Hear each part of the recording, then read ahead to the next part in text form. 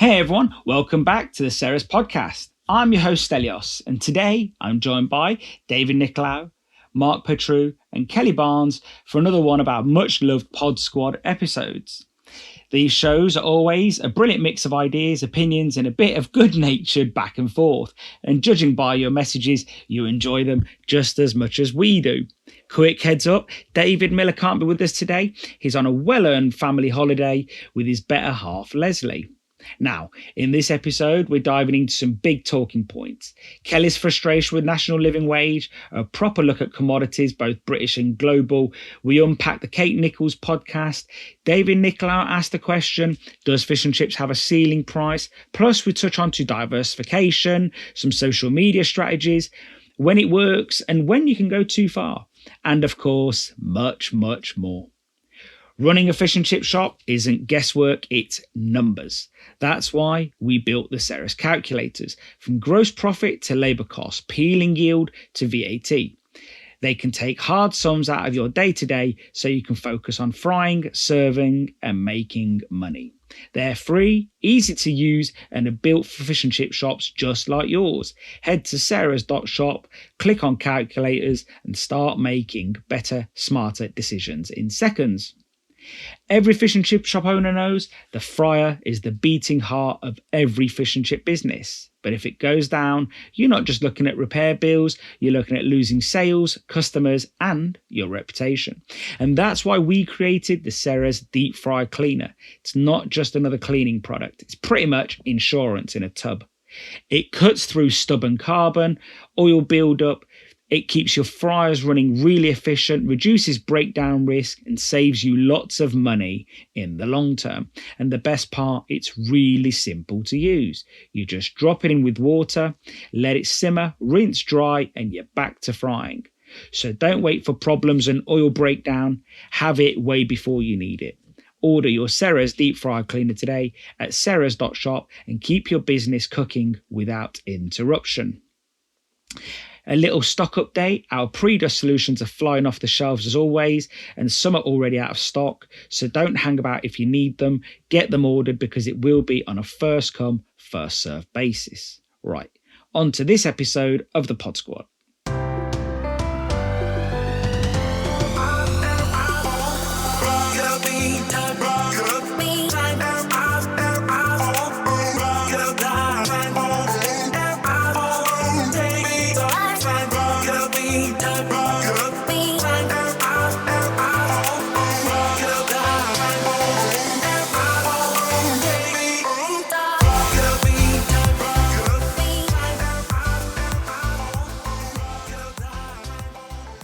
Everyone, welcome.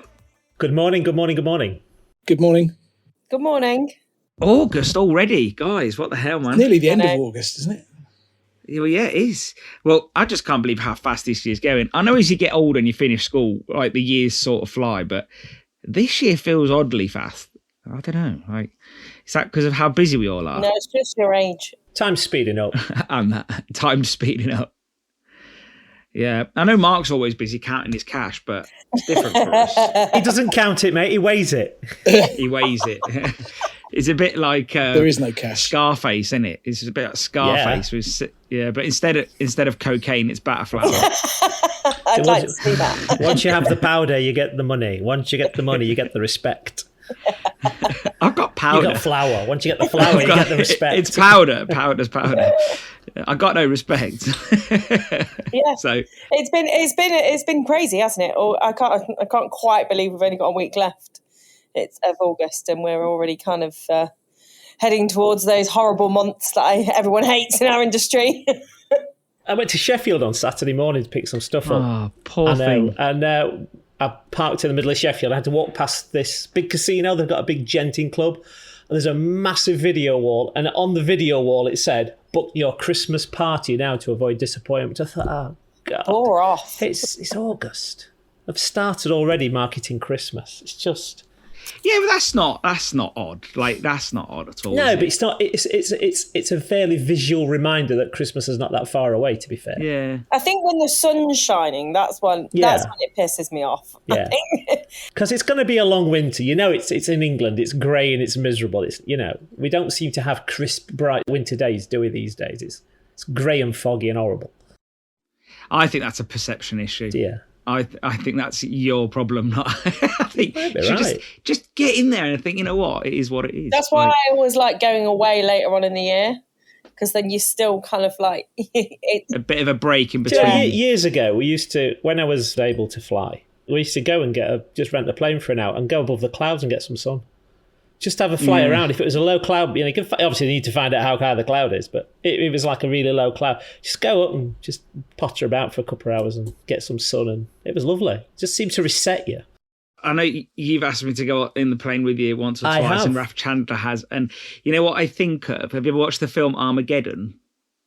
No. Yeah, there's a big guy in the film Armageddon, and they put him in a fighter jet, and they do lots of like loops and turns, and he goes, "Sorry, I threw up all over your dashboard," and I think that'd be me. Yeah, well, the thing is, it wouldn't happen because I'd be steady, because I'm like a formation vomiter. If you start, I'm there with you. So sympathetic. Yeah, it's like in concerts. I know it's just no. I've got a very weak stomach, I'm afraid. I just had a lot of questions about the fact that when I was allowed to fly, I didn't. Yeah, he's basically the shoe bomber. He's not allowed. He was an amateur gas engineer. Yes. Yeah, it's in with the build your own aircraft is build your own gas oven, isn't it? As well, you know, the two words that she never. No, I'm not. I can fly. If someone held a gun to me and said fly that, I'll give it a go. But good to know. I'm out of currency, so I've got to redo my hours. Oh. And lose some weight. Or I'd need a very big plane. Rumour has it you landed a plane in the Hudson as well. No, it wasn't me. You're getting mistaken me with somebody completely different. You'd make mistaken me with Tom Hanks, I think, there. Anyway, guys, moving on.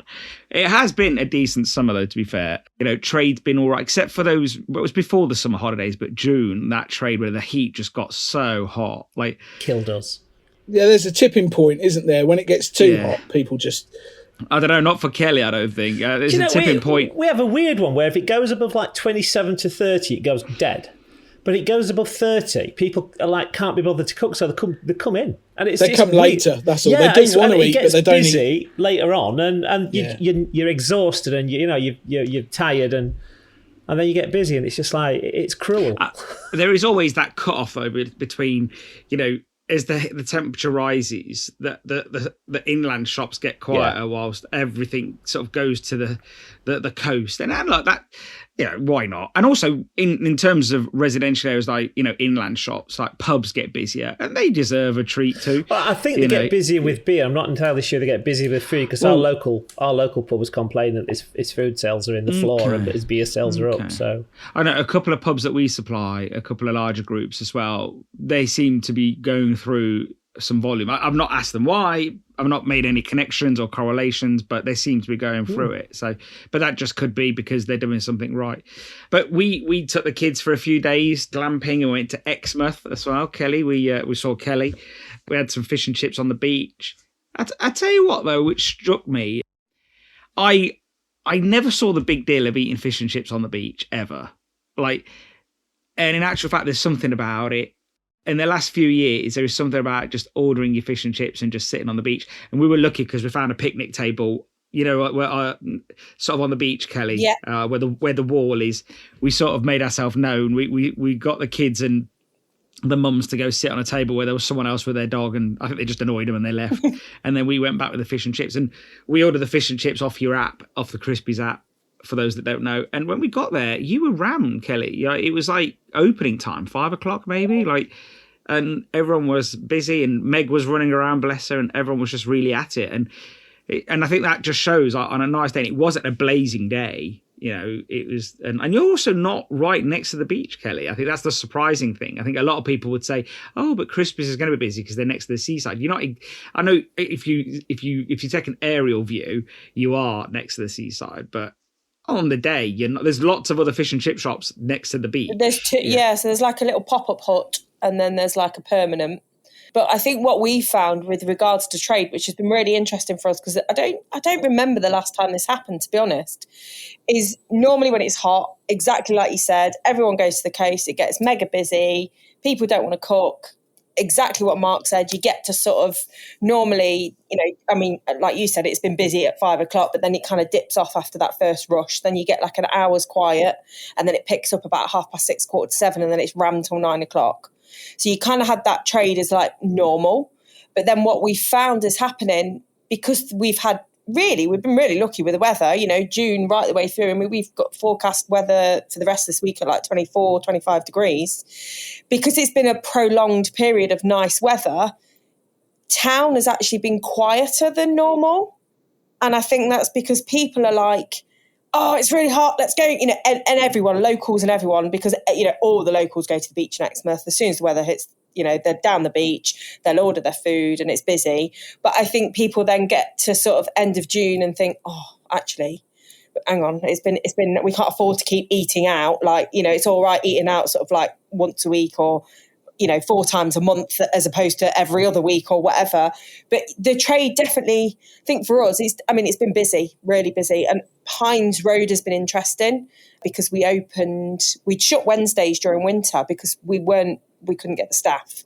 Obviously, you get all your staffing back up and sort of you're busier, aren't you? Schools are off, so you've got sort of bigger pool of team to pick from. And Pines Road, we've reopened back up on a Wednesday. And we haven't advertised that we shut, and we didn't advertise that we've reopened. And it's been really busy. And it's just, the lease was up for Pines Road. I think we've talked about it before on here. So we'd sort of toyed with the idea, what are we doing with it? The turnover's there, but does it make as much as it should? Because obviously your outgoings and everything have gone up. But yeah, all round overall turnover-wise, it's been a busy summer. You guys? Mark? Mark's always busy. We're only a little shop. We don't break any records, but we're up. This summer has been really good for us. We normally expect a dip during the school holidays because we're 60 miles from the coast and people go to the coast. I work with some coastal shops quite closely, and one in particular, it's doing over 100k a week. It's just phenomenal shop, great spot, really, really busy. And I see my customers in that shop quite a bit. But this summer, I don't know if people are having staycations or if they're a day trip into the coast, but we're up. We've had a really strong summer. We shut at 8 o'clock every night. And I think if we were to stay open till 10, we'd be really busy because, as I said, when you get to that tipping point, when it's just too hot to eat early on, people chill in their gardens. And then as the sun starts to go down, they think, oh, actually, I'm hungry. I know we're missing out there, but, I'm an old man now. At 8 o'clock, I want to go home. Most of the time it works. Every hour that we're open, we're making money. And I'm not gonna push for that extra, even though I think it's there.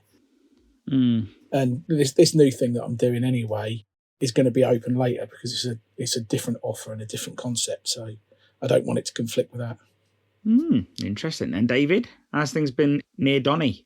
Well, June was a disaster with the heat. It was just a very prolonged. But same with Mark. Summer's been really buoyant. We're usually dead in summer because everyone just disappears, and say, to the coast and holidays, especially around here. People disappear for 2-3 weeks. But we've been busier than we thought we would be, so it's been pretty buoyant. So when I see a lot of, I know this is only a snapshot of 3 fish and chip shops and 1 other business, but it sounds like that things have been upbeat and positive, and yet when I see some of the group comments or conversations, it seems to be the opposite. Do you think there's a pattern that you guys are doing? It can't be all weather related. That's one aspect. Go on, Mark. Well, I was going to say it's the people that tend to be vocal are the negative people anyway. You get bad reviews so much more than you get good reviews, and people that are happy tend to just be quietly get happy. on with things. Yeah, I know so many people that never comment on the groups, and they just, if something negative happens with the economy, it just is what it is. They're just plugging away. They're doing their thing. They're doing what they've got to do with their business, and I think that's what you've sort of got to do, haven't you? You can't look at the wider what's going on on a global or national level to some degree. You've just got to say, here's what's happening in Orkley, here's what's happening in Exeter, Exmouth, here's what's happening in Chatteris, and work on that level, haven't you? Yeah, very, very much so. I agree to a certain extent. It's good. I like to keep an eye on what's going on, sort of macro, because it always has an effect downstream.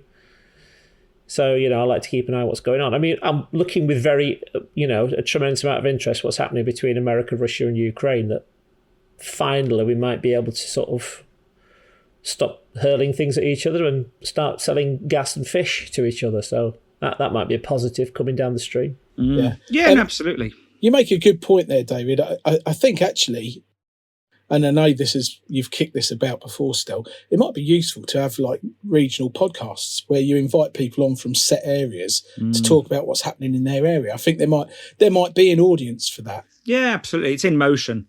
Yeah, it's in motion. And hopefully by the time this podcast comes out, I'll have something solid and set. I've got an idea for Scotland. I've got an idea for people for Scotland. I've got an idea for people in England. And I've just got to sort of put something in a plan for Wales and Ireland, Northern Ireland. Can I make a suggestion? If you're going to speak to the people of Scotland, can you just tell them to speak slowly? Same goes to the Welsh, please. Just slowly. Thank you. What about people from Doncaster? Oh, just no. You've done them. You've done them to death, haven't you? Really. You don't need any more. What about more Barnsley? Doncastrians? Yeah, I can rustle you up a few. But again, you'd need someone. They'd need to speak slowly. You'd have to have someone just drop in and say, "Oh, by the way, he's just used a word that we need to translate." Yeah. Oh, guys, sorry to interject. I'm 15 minutes in, and we've not mentioned that someone's missing. I'd not noticed. Sorry. Yeah, David. We don't talk about people who are sunning themselves, I'm afraid. No, that is true. He is banished. He's been exiled. No airtime for Mr. Miller. I think he's in Kos. And he messaged me the other day saying that he's having a lovely time. The food's good. He actually leaves his phone in the hotel room. Yeah. So did a doctor do that? Who? Michael Mosley, didn't he leave his phone in the hotel room? I don't know. That didn't end well, did it? So just tell him to keep it with him so they can give him a ring in case he gets dehydrated and falls off a cliff. He's not getting any younger. He ain't getting dehydrated, David. Well, he might do. It depends what you're hydrating yourself with, doesn't it? It's true. It's probably not water. But this is his 7th holiday this year, so it is. Yeah, I'm sure he'll be fine, bless him. And well deserved. It's something about West Yorkshire and North Yorkshire operators, isn't it? They seem to have a lot of holidays. Yeah. I couldn't possibly comment. He's of the age, bless him. I've been anyway. I've been and done mine. It was quite nice. It was lovely. Yeah, well, you've had Spain. Kelly's going to Cyprus soon. Mark was near Whitby. I went to and Lanzarote. Lanzarote. Is it not Spain? It is Spanish, but it's a Canaries. Oh, okay. Yeah, it's very nice. So yeah, it's just you go on your holiday, have a good time, and Well, I hope he's having a great time. Yeah, absolutely. And if he's listening to this in a week's time from this point, we hope we didn't upset you. I guess he gets well upset with us. He does, and he shrinks in his chair as well, which is very odd. He does, bless him. It just seems to go lower. I don't think David gets upset with me. No, he told me in private after the last Podsquad. He said Kelly's the worst. Such a bad influence. Yeah, he says. Yeah. No, when he listens to that, he'll be back anyway. But we hope he's having a lovely time. I'm glad that everyone's trade's buoyant. I know his was good as well because I spoke to him just before he went away. He said it was. So, guys, what I did want to do, we've done it a few times, but I wanted to just do a bit of a sort of commodities update. What are you guys seeing on fish? Any sort of respite? I was talking to a prominent fish supplier, and he said that with the sort of tariffs and sanctions that America's doing, it may loosen the belt a little bit for the UK, but nothing to get too excited about. It may just help a little bit in the short term. What are you guys seeing, David? Well, mine went down £1. Oof. My cod was £1 cheaper. Well, I did say it would loosen the belt a little bit. That was not exactly a notch that was imagining, but yeah, it's just everything's static. I just don't think we're seeing anything sort of, in the next coming weeks and months. I don't think we're going to see any major changes. I'm hoping we do, but I don't know. I mean, we're going to have to see it and play it by ear, I guess. Yeah. Mark? So personally, I tucked away like a lot of fish, and Yeah, you keep rubbing that one in. no, I'm coming to the end of that, and so I've had to dip back His into the market. mattress is very wet. Oh, yeah. That's just an age thing, you know. There must be a freezer factory somewhere that's got Petrou brothers on it. Well, how much fish did you put away?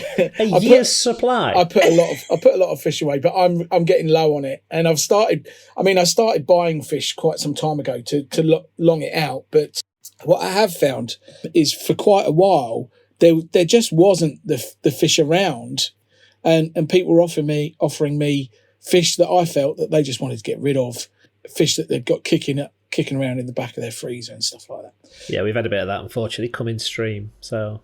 But I've actually started buying some Atlantic fish, and it's beautiful, really, really, really nice, and mixing that sort of in with the stock that I'd already got. And I've also got some tight graded stuff that's really good as well. And I don't mind paying the price. It's because it's really good quality. What I hate is having to settle for whatever fish you can get hold of. I feel as though you're having your pants pulled down, and you're paying champagne money for lemonade fish. Yeah. But I have to say the stuff I'm getting is really good. So I haven't seen a softening in the price, because everything appears expensive to me at the moment. But I've adjusted, you know, I've been adjusting my prices. You know, my customers are happy with what they're paying, else they wouldn't be my customers. They'd just be strangers who walk past my shop.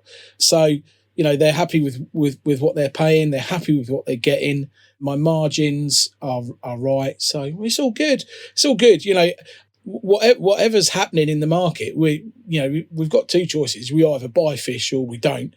And you know, the thing I'm going to talk about soon, I've not got fish on my menu at all. So I'll save that till it's the appropriate time to talk about it. Cool. Kelly Barnes? I was just going to say, well, I think I mentioned to Stowe yesterday. We were on. I'm just going to name trawlers because that, you know, that's what I normally go off. So we were on Thorfish. It was really nice, and it started to come to the end of it. Was paying $278 a case.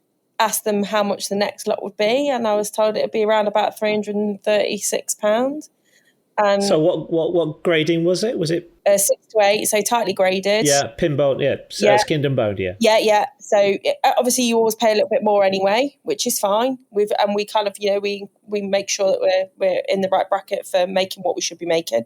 If I had to pay £336 a case, I'd rather not sell cod, because I'd have to be selling it at like a tenner, if not more, a piece. And I then went on to some fisk, which we tried, got a sample case, really nice. Well, I might as well have been bloody cutting my granny's knickers up, because it was bloody awful. And that was the same price. That was like $278. It was shocking. I mean, it'd be kind of just interesting to see. I mean, I don't want to talk about my suppliers, because my suppliers always look after us, and, you know, they took it all back, and that was that. You know, hats off to them for. You're not always going to get the perfect batch, yeah. So. No, but more like what Mark was saying. You know, same price. So I'm getting same price. You expect a similar product, really, if you're paying, you know, $270 a case around that mark. And literally, one's like gold, and one's like, you know, something you've. Yeah, it's just disgusting. You know, really, really bad. I've never had a huge amount of success with the skinless, boneless stuff. Oh, really? I always prefer the pin bone, and it just seems to be. It seems to survive the freezing process, defrosting process better. I don't know if it's just. I mean, we've got a control thaw cabinet as well, so it comes off in a very, a very safe manner. So I don't know. Sometimes we've had some beautiful skinless, boneless fish, but generally I've always thought it's not quite as good as when they leave the pin bone in and do less on the boat. I guess the more time it's had to be sort of boned and prepped on the boat, the less time less time between catching and freezing. Yeah. So I don't know how the process works entirely. I don't know if it's obviously time critical, but I don't know. It just. I think you can get skinless, boneless fillets, and you can get skinless, boneless portions. And I think the portions are not as good a quality as the fillets. We get fillets. They come from different sizes. Fillets. Yeah. So it's a really odd one, because then you're like, same trawler, you'll get like a 10 to 12. So and it's beautiful, really big. And I think what made it harder is like, normally we'll count, what we get in because I know everyone works differently, don't they? So most people work like to weight, whereas I work at, how many portions am I getting out of a case to get my profit margin. But like we were cutting half of them up, and then the customer's like, why am I getting a piece of fish? Like, you're piggybacking and whatever you guys call it, up where you are. And then he was like, I don't expect to pay this sort of money for pieced fish. And I'm like, what level are you on? Like 25 years we've been doing this. But we obviously had a lot more pieced fish out of that case, and so on and so forth. But I think what did come to light is what my version of shite is versus what my staff's version of shite is. They're very different, and it's still kind of been like, because I said they're coming to me and saying, oh, this fish isn't very good, or isn't very good, and what I consider as not very good are clearly, even after all this time, two completely different things. Sorry, are you saying that their standards are a lot lower than yours, or yours standards I can't quite work I think that their standards are probably lower when they're cutting, when they're cutting cod. And I had another member of staff who's been with me a lot longer who was cutting, and she literally phoned me up and she was like, this is not okay. And I went in and I was like, I mean, bearing in mind, they'd only been using it for 3 days, so it's not like it's been going on for 3 weeks. But they'd come to me on the Saturday and said, oh, this product's not great, but not great and awful. Two completely different things, in my opinion. And it was awful. It was awful. Yeah. Do you know, we've used Fisk and we've used Thor. I mean, I lean on the Icelandic brand to prefer that sort of North Atlantic, so Icelandic fish, and we're on both at the moment, and it's been stunning. So it's shocking when you say like Fisk, it's just not up to standards. But we had some delivered a few weeks ago, and it was as dry as a bone. Yes. And we tried it was just one case that we picked because we'd come back from holiday and we'd empty the freezer, and we just got a bit from everywhere just to see what was out there. Yeah, and I know it was from, I'm not going to say. But yeah, it was weirdly dry. It wasn't good, so, and we were just glad to be off it when we'd finished with it. Interesting. Well, I've heard terminology piggybacking before. The main one I've heard is jockeying. Yeah, jockeying, yeah. Yeah. That photo doesn't look great, Kelly. It doesn't. And that was like cases. Sorry, was that your granny's knickers, or was that? Yeah, that was. It was an amputee's tight. That's what it was. And of course, I mean, for reference, yeah, the pictures are shocking, right, guys? Like, you don't expect when you paying champagne money, you don't. Well, I don't even think I've got tap water. I do think with jockeying, though, I'm not a huge fan, but I'll eat it. It doesn't bother me. But I wouldn't complain about it either. But I was in a shop in Manchester recently, on the outskirts of Manchester, and all of his fish, every single fish that went out was jockey by design. It was 4 ounce, and I think Nigel Hodgson's very similar as well. I listened to his podcast the other day, Mark. We'll talk about that shortly. Every single piece of fish is weighed to a certain, very specific figure. The shop I went to was 4 ounce. They were almost like a long fish finger. I did take photos. I can send you them later. And he said, like, this is how he keeps the price down. I can't remember what price his fish and chips were, but they were very decently priced. It was just a little shop in a little suburb of Manchester. It wasn't the centre. He said, my customers expect this, and talking to people that have got shops in Bradford and West Yorkshire, again, their customers would not be offended by that. So I do think, is this just a perception issue? Nowhere on your menu does it say full loin or full fillet. And nowhere does it say reformed, I guess. So, yeah, I guess it is just a perception issue. I think the only problem is if you set the standard that you're going to give them a whole fillet that's a single piece of fish, and then you change that, then that's going to be a problem. But if you've always done it that way, it isn't a problem. I wonder who's picking apart a fish like that, though, to be honest. Like when you get fish and chips from a takeaway, you open the tray, splash on loads of salt and vinegar, stick your peas on it or whatever it is, the sauce, and you just start eating. Like, who's dissecting it? Like, you haven't met our customers, have you? Well, that guy is clearly dissecting we got an email on holiday saying, I just wanted to tell you I found a black pea in my peas. Yeah. And a pea, obviously, it was a, they go a bit. Did you not tell him that he'd won the competition? Missed it. No, I should have done. I said, congratulations, you've won 3 fish and chips. We popped that in there to see if anyone was looking. No, we didn't. But I got that on holiday, which was quite sweet of him. I know you're closed, I know you're on holiday, but I had found a black pea. Should have said, we've got a stonking deal on black-eyed peas. So I was doing some research on haddock prices, frozen haddock prices, and I saw that what's happened with that is a bit of a U-shape, is that like in 2024, the price was high, October-ish, was quite high, and then they've sort of dropped significantly and then come back up again.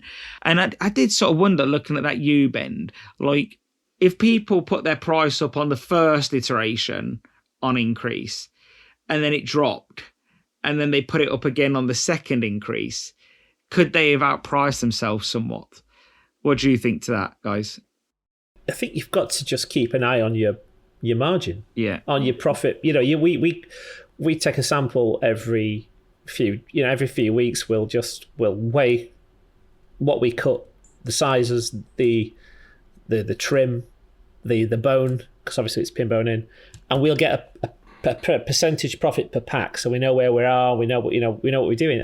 There's no point putting your prices up if you're already you're there. Your profit margins are there, because you don't want to alienate customers. But I guess it's people that just think, shit, it's gone up, I'm going to price up. Don't really realise when it's gone back down, and when it's gone back up again, shit, it's gone up. It strikes me as somebody that's not got a particularly good sort of financial position of the products they're selling. Yeah, possibly. Yeah, possibly. Well, we used to do we'd always look at our profit margin probably once a quarter. I'd go through it once. I'm doing it once a week. I'm doing it every week. Yeah, we've got Zero with the accountants, and we get every week we send everything down. So we're a week's lag. But we can see where we're at, and it's sobering, isn't it, when it starts to move and you can start seeing things start to slip away, and you've got to keep on top of it. And so there's nothing you can do. There was a big piece in the media the other day about the price, and the BBC were in Whitby talking to Stuart Fusco. So we went on Radio Sheffield. So because I seem to be the sort of South Yorkshire guy now for fish and chips. If there's anything going on, they'll drag me on, and. It's funny because when we did the media training course that you ran, Stel, one of the things that I can't remember her name, the lady that was the media woman. I've actually forgotten. Yeah, so she was brilliant. She was fantastic. And she said, don't put, make yourself available and don't put any barriers in the way of them using somebody else. So we when they ring me up and say, oh, are you all right? Have you got 10 minutes? Yeah. When do you want to do it? Oh, in 10 minutes. Oh, crikey. Yeah. Okay. Fair enough. Yeah. I'm here. I'll do it for you. So they've come back to me again, and we were on, and we're talking about this. They're asking us about, how expensive can it go, and how much will people pay? And we just said, we don't know. We don't know how high it's going to go. We don't know. But, it always came back down to the fact that, it's got more expensive. And I was trying to make the point that, but your costs are going up. And pinching your term, Mark, the bit that, the cost and the revenue, that middle ground of profit is where we live. So I pinched your comment. So a hat tip to you for that, sir. And, it's interesting because at least we're having conversations now on radio and with the media about the fact that it's not a dirty word to make money. We've got to make money to survive. We've got to make profit, and you've got to know how much you're making. You can't just guess at it because, 3 months down the line when you pay your VAT, you find you're being wiped out. You realise that things are somewhat wrong. Yeah.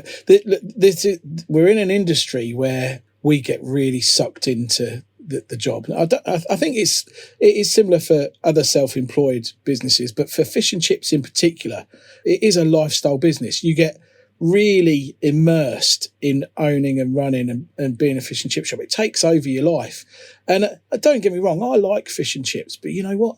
I like money more, and I like my family more, and I like free time more, and I like holidays more. And it's one of those things where we have to keep things in perspective. Otherwise, it consumes you. It really can consume you. And the price of fish is the price of fish. And it's the same for all commodities. You have to cut your cloth accordingly.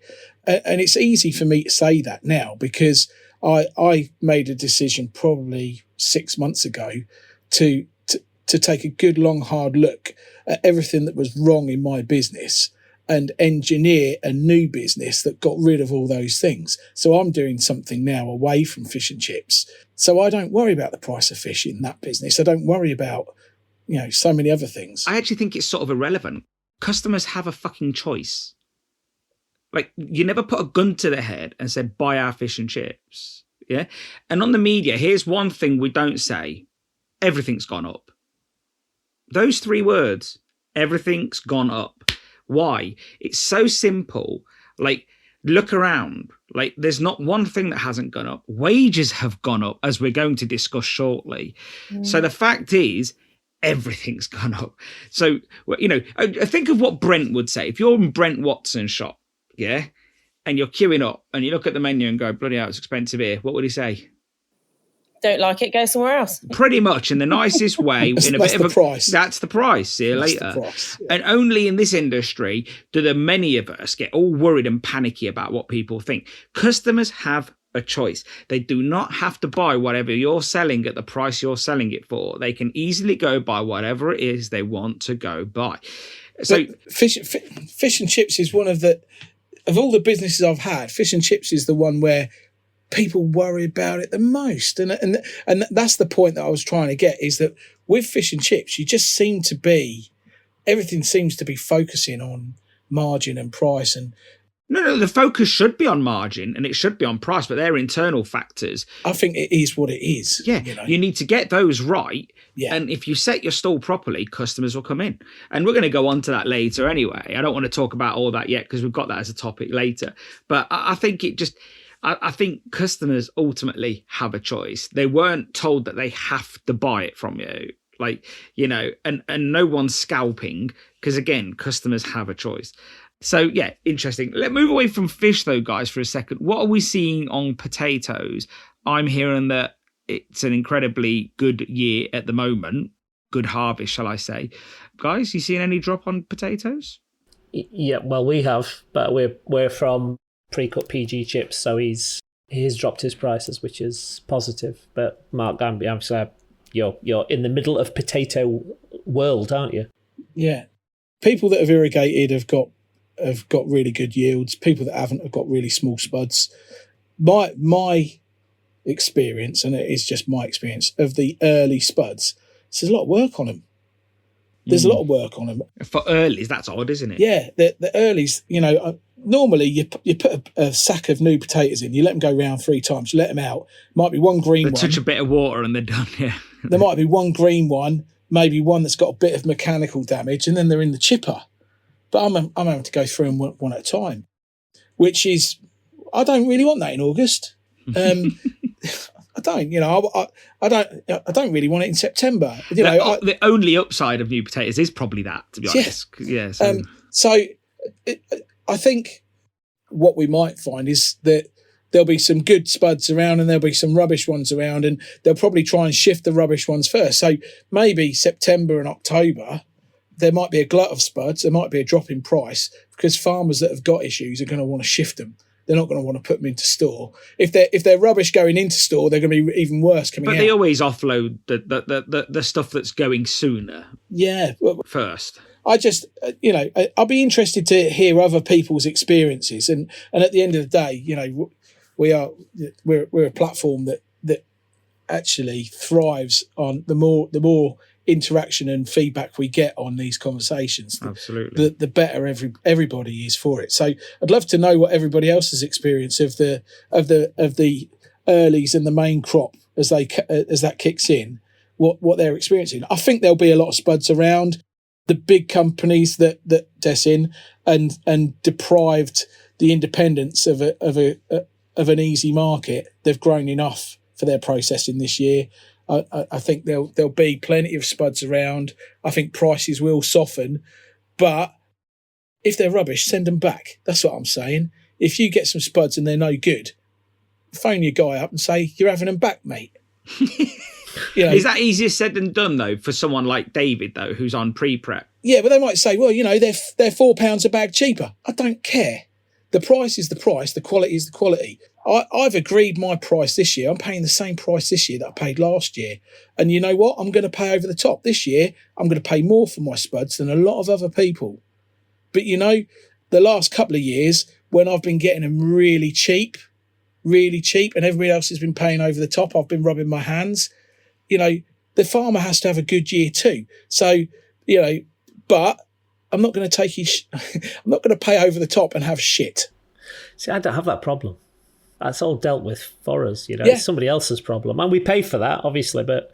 Are you stricter when it doesn't meet your standard, though, David? Like, because if what Mark's saying happens to you, you're paying for that benefit. So yes. Are you then a bit more, let's say, shorter or annoyed, or do you give him less leeway? I always start off nice and work down from there, really. You point the problem out, and if it continues, that's when you start getting a bit more forceful. But yeah, to be honest, Paul Graham, he knows his onions, he knows his potatoes, so he knows what he's doing. So and we don't really have wrong root veg. We don't really have many problems, to be fair. Yeah. And Kelly, what do you see?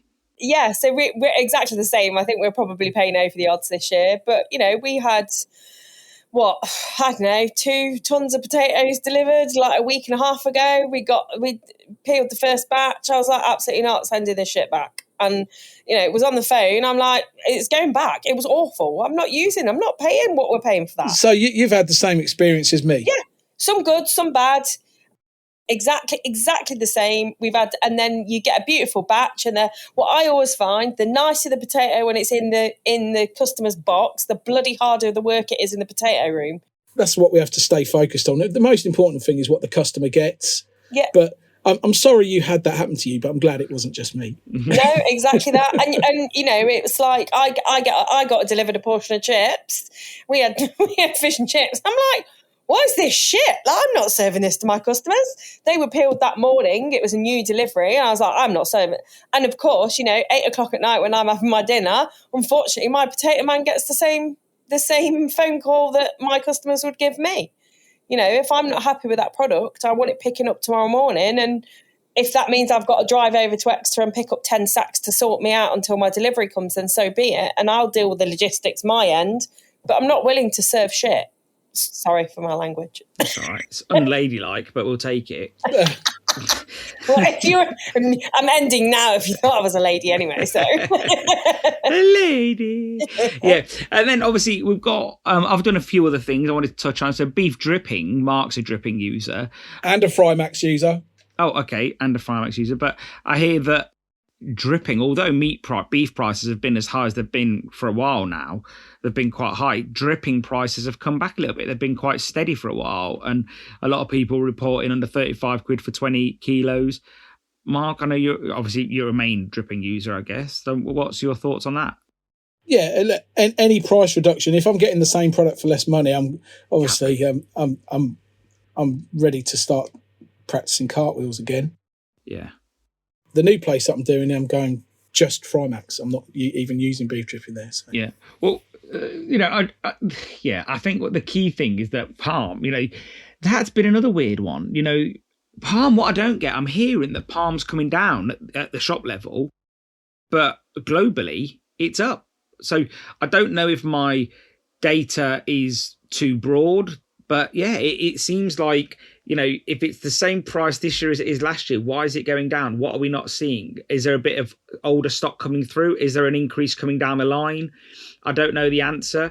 It'll be interesting to see what happens with sunflower oil, especially as David mentioned, if there is a bit of respite on the Ukraine-Russia war situation. They seem to be making nice sounds to each other, don't they? Which is lovely. Well, yeah, it'd be nice. Did you actually see Trump and Putin together? Did you see those wonderful optics of the... Did you see that? What, the bomber going over? The bomber going over with four wing escort, and then they got in the same car together. And that is a Trump thing, isn't it? Commentary said they won't be getting in the same car. They're getting in the same car together, and it's almost like old friends meeting. It's a bit it was very bizarre, mountain, isn't it? Really? Yeah. Yeah. Well, I don't know. There wasn't a decent soundtrack to go with it though. That was there. So that was.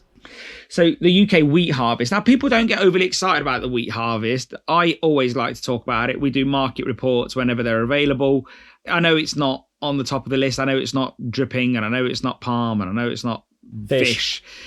those four things, fish, potatoes, palm and dripping, usually sort of capture people's attention. But for us, it's wheat. So yields are running about 11% below the 5-year average, but quality is good. Now, I know what everyone's going to say to me. Everyone's going to say that I'm ramping up the prices. I'm not, because they have stayed stable. You said that on record now. Yeah, I say it on record in every market report. So, nobody bothers to read them because they're boring. But the point is, they're out there. And again, palm oil is strange. Corrugated boxes. I wanted to check this, actually, because I thought it's quite interesting. A lot of shops using corrugated board. Again, it says that the UK market seems tight. Globally, it's loosening a little bit. So, again, I think there seems to be a bit of normalization, a bit of stability, and a bit of comeback on a lot of commodities. I'm hoping that becomes a good thing with all these wars loosening up a little bit, hopefully. But maybe we're too optimistic, and... Well, it's got to end at some point. They're running out of people. Everyone is. It's a fucking meat grinder, isn't it? Without being rude. Yeah, it is. But for anyone listening to this, jump onto the Ceres blog. We've got a tab for market reports. Go there and you'll see how we're trying to scalpel everybody. Are you going to do the fishing forecast, the shipping forecast next? No, it's probably a bit much. Yeah. Is it Radio 4 for you? You know what I was chatting to my writer about the other day, though? And again, it goes back to sort of this. Like, if we're trying to write about topics that we're not 100% on, and you go to knowledgeable people, how do you then verify that information to make sure they're not just telling you something that then makes the market stronger for them? You can't. And this is the trouble. Trust networks. Yeah, and so, when we do, let's say we talk to 10 potato people, whether it's farmers, merchants, and so on, well, they have an interest in strengthening the marketplace for themselves. It's logical. Like, why wouldn't they? They want to talk the market up. And I don't mean they're being nefarious. It's their job. Like, that is their actual job. So it's the same with anything. If it's fish, they want to keep the market high, or as high as possible. Same with wheat farmers. I spoke to a wheat farmer the other week, and he was crying about how hard it is. So, everyone whose best interest or their living is on the back of something are going to want to talk the market up. So we always say to people, when you read a market report, you've got to make your own decision. You've got to go look at other sources. We look at several, but also go look at a few others. So you've got to make your own informed decision. And I don't know what you guys think about that. I don't know what I think about that.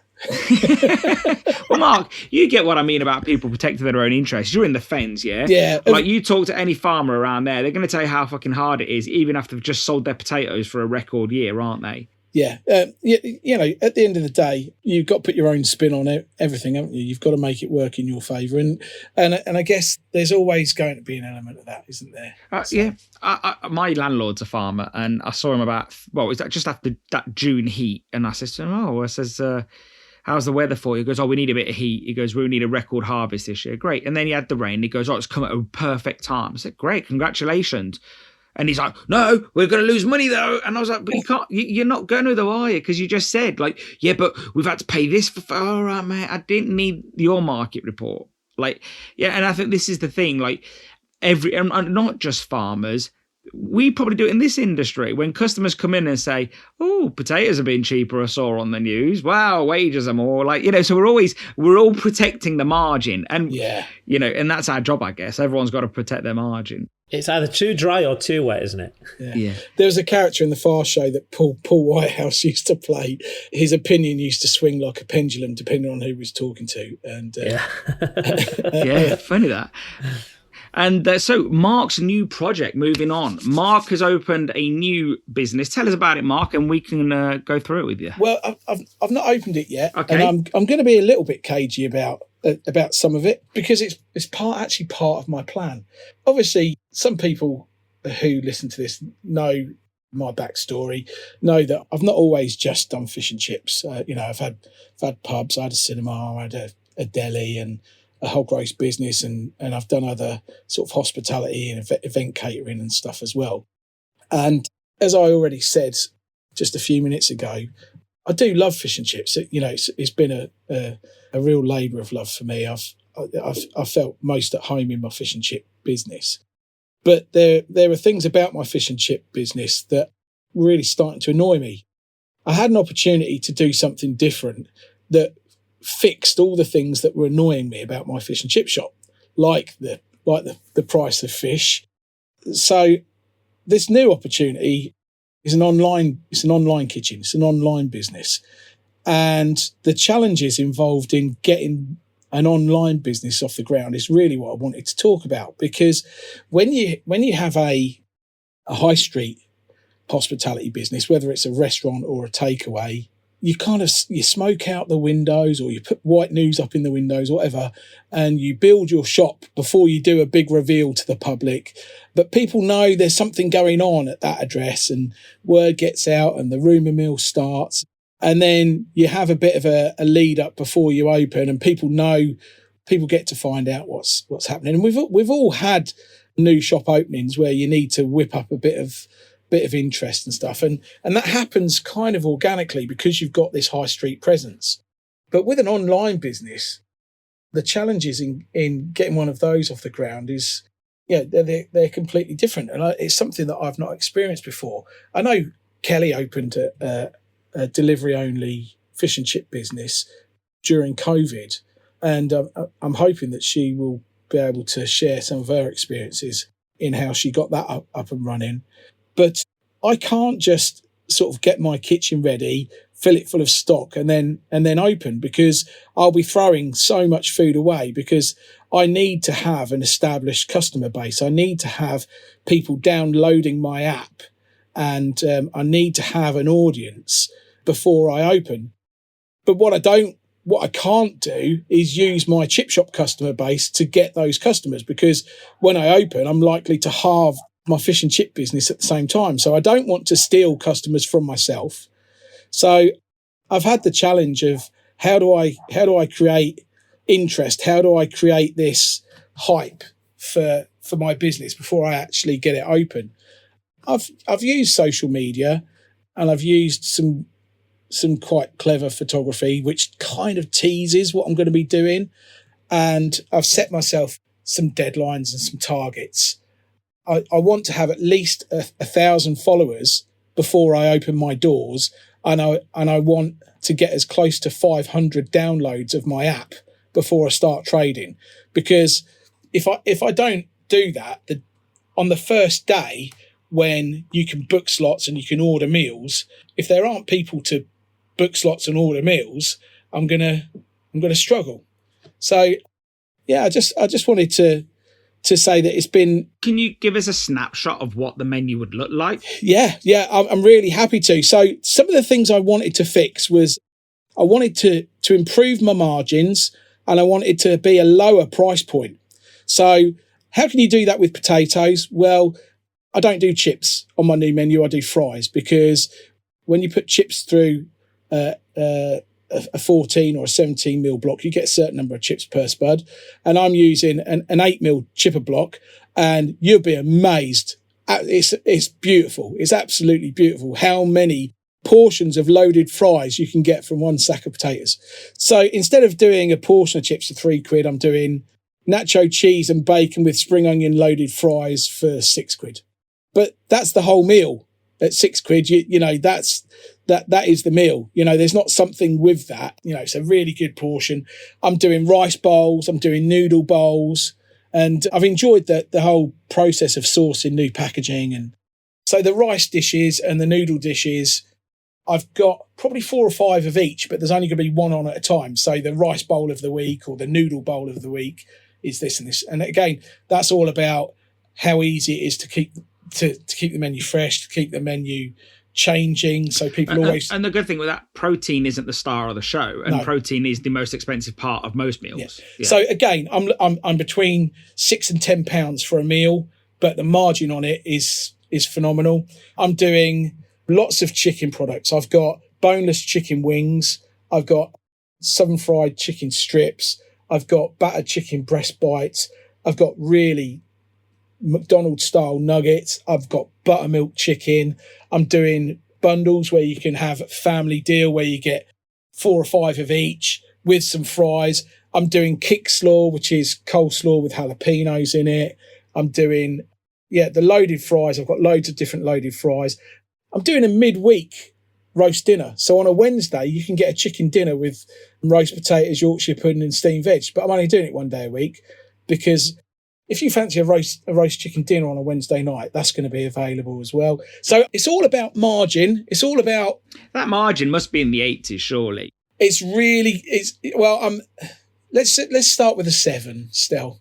No, that's not bad. 79. Yeah, I'm happy.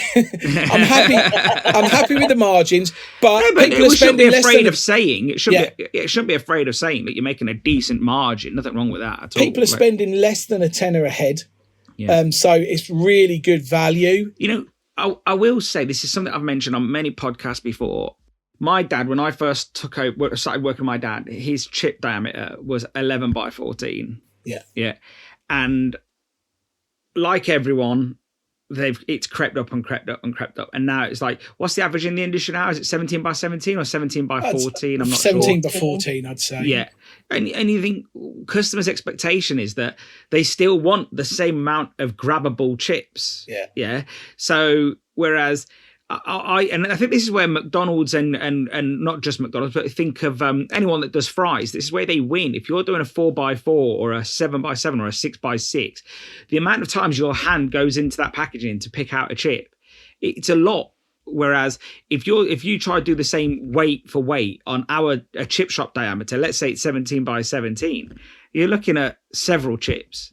Yeah. And I think this is where we at the front end where customers are, you feel like, oh, I'm not giving enough away. Customers feel like I'm being stingy. Whereas if you did do that, what you're saying, I'm not saying go as low as 8x8 or 7x7 or even a fry like 6x6, but if you dropped it a bit, you'd be surprised how much further that potato goes. Yeah, I'm doing jacket potatoes as well. Again, the same things that I'm putting on my loaded chips, like chili. I'm doing a Thai red curry. These things go onto a jacket potato as well. I'm really pleased with the burgers. I've taken some inspiration from Kelly because I think her burger menu looks awesome. I'm doing meatloaf sliders because I said before, I think meatloaf is underrated. It's underexploited. You know, everybody's heard of it, and the meatloaf that I'm using, I'm making. I actually put a couple of McWhinnie sausages in my meatloaf to stiffen it up, and I'm really pleased with. I've enjoyed the creative side of it, but actually launching it and getting it going has been really challenging. Kelly, I know you've done it. Did you take a similar route to what I'm doing? I'm holding back. I'm not giving away too much until I get those likes and get those follows, and then I'm going to release the whole menu. And then I'm going to open. So I think, obviously, we, like you said at the beginning, we were quite lucky in the fact that we'd already got sort of Crispy's brand up and running, if you like. So for us, it was probably a bit easier, and it was kind of taking the heat away from the main shop because obviously we'd won Fish and Chip Shop of the Year, so we got busier. But what we were finding is that we couldn't cope with how busy we were. Great problem to have. So why not open another store? But when we did the online version, really what we wanted to do is kind of keep staffing low, which is obviously, that's the whole idea of a dark kitchen. We've toyed lots of times. So Pines Road is still 95% click and collect and delivery only.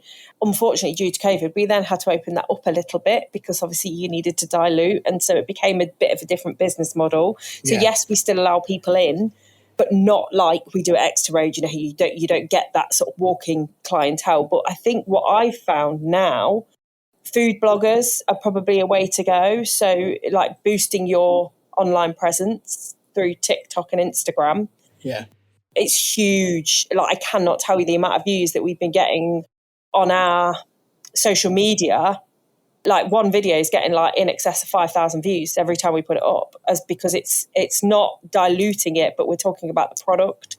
Yeah. So when we put the burger menu out and we did the Darts Farm video about where the product comes from, that got like 20,000 views. And getting food bloggers to test out your dark kitchen, so getting them to almost film the process of how easy it is to use, and why would you want to leave your house to go and get I wouldn't say fish and chips, an Indian takeaway or a Chinese takeaway. Why would you want to do that if you can do it all from home? Is it delivery, Mark? It is delivery. Delivery only. Yeah. No, not even click and collect. why would you want to leave your house when you can do it all from the ease? And getting food bloggers on board to film that process is actually a really, really good market and kind of the way to go. That's great. Thank you. But yeah, I do think that's a realm that we're entering in as well.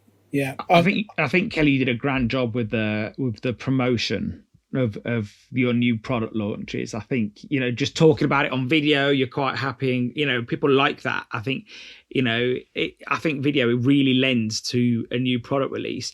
And also it probably means that you're not beholden to the algorithm of Facebook and using them as a gatekeeper. Video can travel anywhere, whether it's TikTok, Twitter, whatever, Instagram and so on. So yeah, I thought that was quite good. It's interesting because Meta, I don't understand it, but we've got someone who does our social media, and I'm not going to sit here and say it was all my idea. We pay someone to do social media and she's bloody amazing at it. But what we have done is we've tapped into trends. So obviously there's a lot of kind of TikTok trends that go around, isn't there? And that's a really great one to have. But Meta have upped our audience based on what we're putting out. And that's been huge. That's been a massive game changer. That obviously means that the content we're putting out is being seen more. Mm-hmm. And video doesn't cost. If you find someone local, that's what we always do. Because don't get me wrong, like marketing can cost you thousands and thousands and thousands. But the guy who does our videos, he's local to us. He's a really nice guy. He's young. He knows what he's doing. What I haven't told anyone is we filmed stuff for chocolate chips. We spent 3 hours doing it. I absolutely hated it, not because of what he was doing, but because of the direction. It was rushed. The lighting was crap. The food looked awful. And I just went back to him and said, look, I'm really sorry. This isn't your fault. This is our fault from direction. I want to refilm. Because it just wasn't good enough. It wasn't like chocolate chips had to be, and we called it, there's a bit of a reason why we didn't go down the loaded fries route. Obviously, lots of people do loaded fries. Chocolate chips are only battered chips. You can't swap them out for traditional. And we felt we needed to hit a little bit of something different if we were going to launch the Crispies Grill. And who knows where the Crispies Grill might go in terms of what Mark's doing. We're probably going to touch on diversification, and we are now. I just don't know, yeah. Yeah, I just think that if you're going to diversify your menu, you've got to have something that's going to withstand the test of time, and it's a different market. Okay, so what's the test for you before it breaks off from being a Crispies? Like, does it have to ruin your day-to-day? Does it have to become difficult to administer? Like, obviously getting off the range to go do a grilled product is a different skill set. So when do you then say, well, actually, this needs to become its own thing? I think, in all honesty, we've always done burgers anyway. Mm-hmm. So we've been doing burgers for 25 years. But it's that same thing, isn't it? Like, we started out as Crispies, fish and chips and pizzas.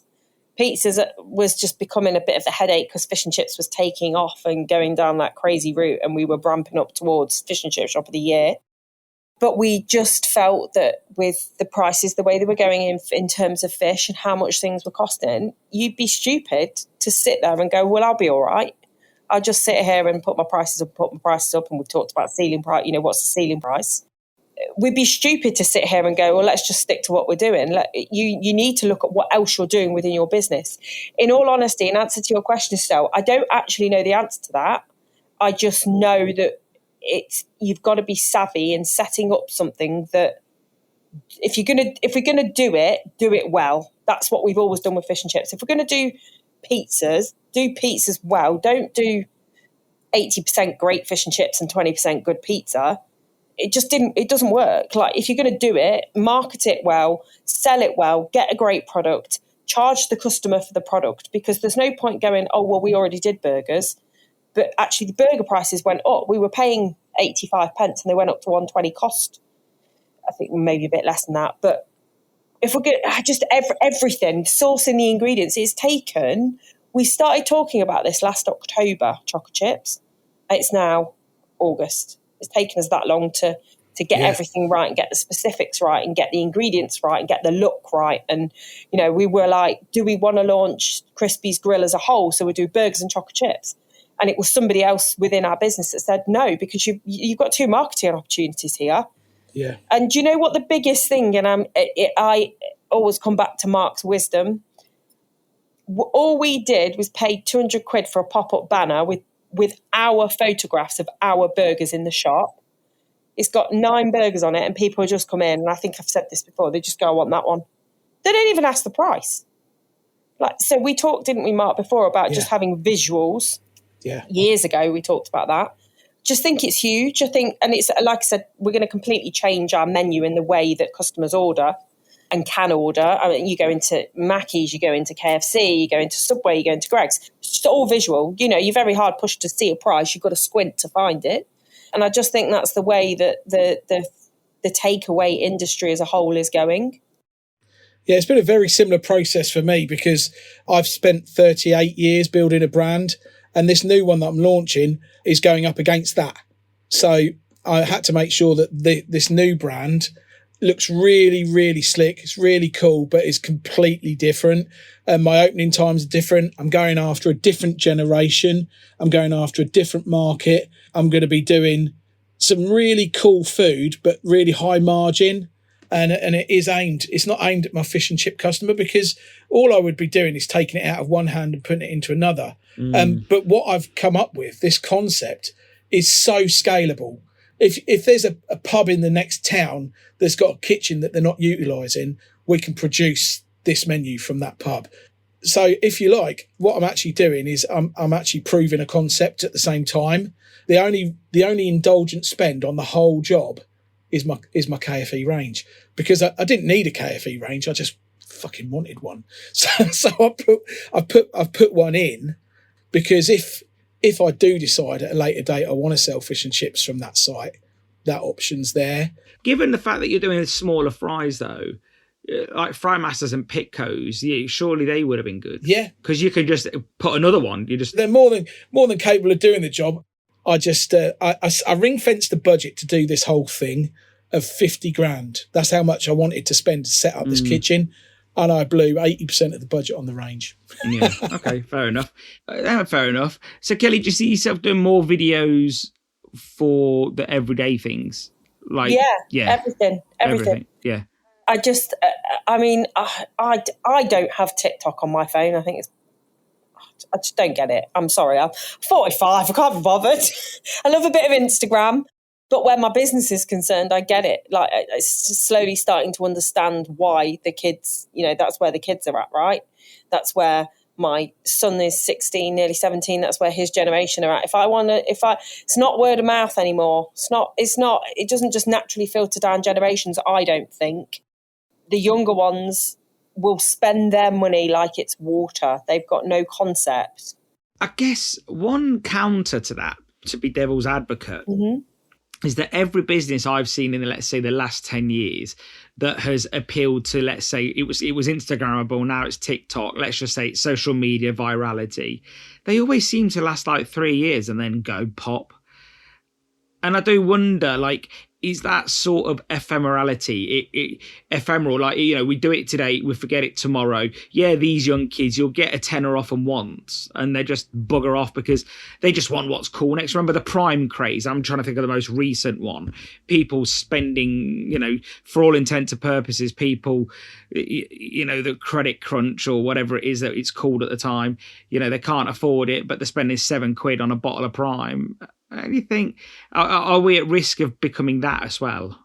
From my point of view, I don't think so, because I think because Facebook is probably my mum's age. Like, well, my mum's 17. She loves a bit of Facebook. I don't know about you guys, but you love Facebook too, don't you? Yeah, I do, but not. I'm more of an. I prefer Instagram.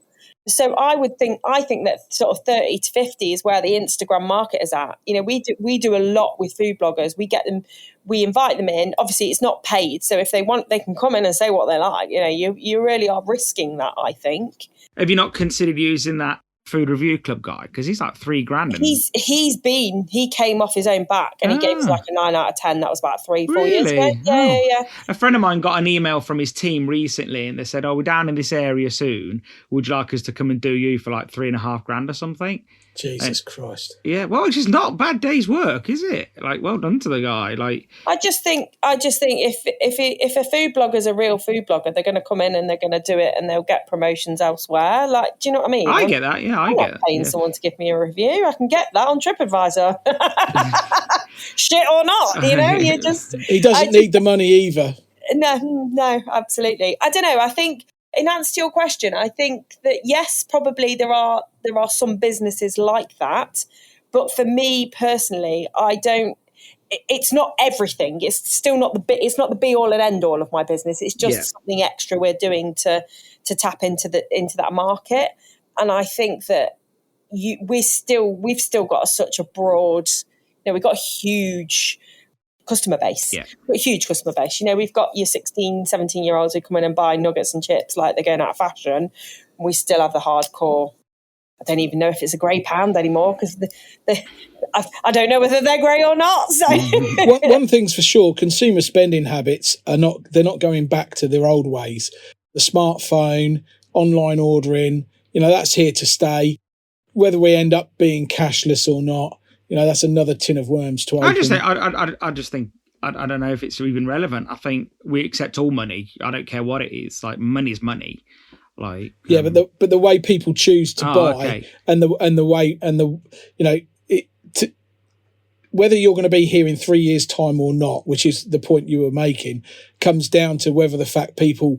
You mean the business, not me? The business comes down to whether or not people find using your products and services a joy, a pleasure. Yeah, absolutely. Easy. That goes with anything, doesn't it? Yeah. Absolutely, If you're geared up to make that experience for the customer an absolute pleasure, giving them what they want to buy at a price they want to pay, and for it to arrive promptly at a time they want it, there's no reason for them. There's no reason why you're not going to be around forever.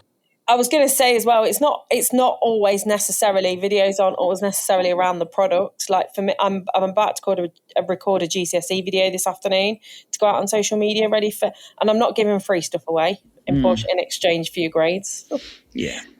Which, I know some people have done. I think that's a wonderful idea, but it's not what I'm about. I'm about the fact that, we're an industry that people believe that it's not a long-term career. I have no GCSEs. I'm not going to start spouting off and saying that schools aren't great, because they are. They've got a job to do. But I think it's really important to get out to those kids that are going to get those GCSE results on Thursday and going to go, shit, what am I doing with my life? And I want them to we're going to go down that route, and we're going to talk to that you can have a career, you can have a stopgap in between the I don't know what I'm doing in my life. Fish and chips doesn't have to be about that. I want to buy into all of it, not just that we sell great food. I want to buy into them as well. I people. guess that's part of being in the local community as well, isn't it? Yeah, absolutely. Yeah. Absolutely. David, you've been suspiciously quiet. What do you think? I don't do social media. I'm a dinosaur. I don't do TikTok. I don't like making videos. That's a lie. I've seen them on OnlyFans. I get paid well for that. 1 minute. I don't know. And the donkey's now dead, so it can't sue. 1 minute. Oh, I just need. Is that reflux or vomit? No. It's probably vomit. I'm in a little village. We've got a very small captured area. We don't have a huge amount of customers, but we look after those that we do, and they all know who we are. It's very difficult not to. We've not really tried, to be honest, to push ourselves out on social media. And I've got a friend in Barnsley Craig, who does a social media series about his sustainability in his shop. Is that popular for him, or? He's done really well. Does it drag people through the door, do you think? He says so. We're talking to his social media girl and thinking about doing something from our point of view, because obviously we've got sort of new stuff that we do, a lot of stuff in-house, which people probably don't know about.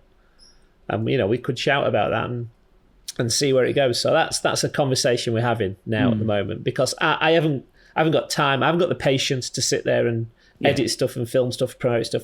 And I'm more interested in reading about other things than that. So just leave that to somebody else. But yeah, it's certainly where the young people are, and it's certainly where new customers are. So it seems to be working for lots of other people. So you'd be remiss if you didn't have a look at it. From what Kelly said, each social media platform has a different age demographic. Sure. Choose the one that works for you and exploit it. Just Facebook is just people arguing. That's all it is. Well, everywhere arguing. Twitter is people arguing. TikTok, that's what I'm saying. Everyone arguing. It seems to be Chinese girls dancing for some strange reason on my feed. I don't know why. I don't know what I've been looking at. But do you not think that still shows the diversity within our industry as well? It's still there, isn't it? Yeah, absolutely. You've got to go to where the customers are, or the potential customers are. Yeah. So, and sometimes it's not just about finding customers for a new product. Sometimes it's finding more of the customers that appreciate the product you have. Yeah. So I think that's really important.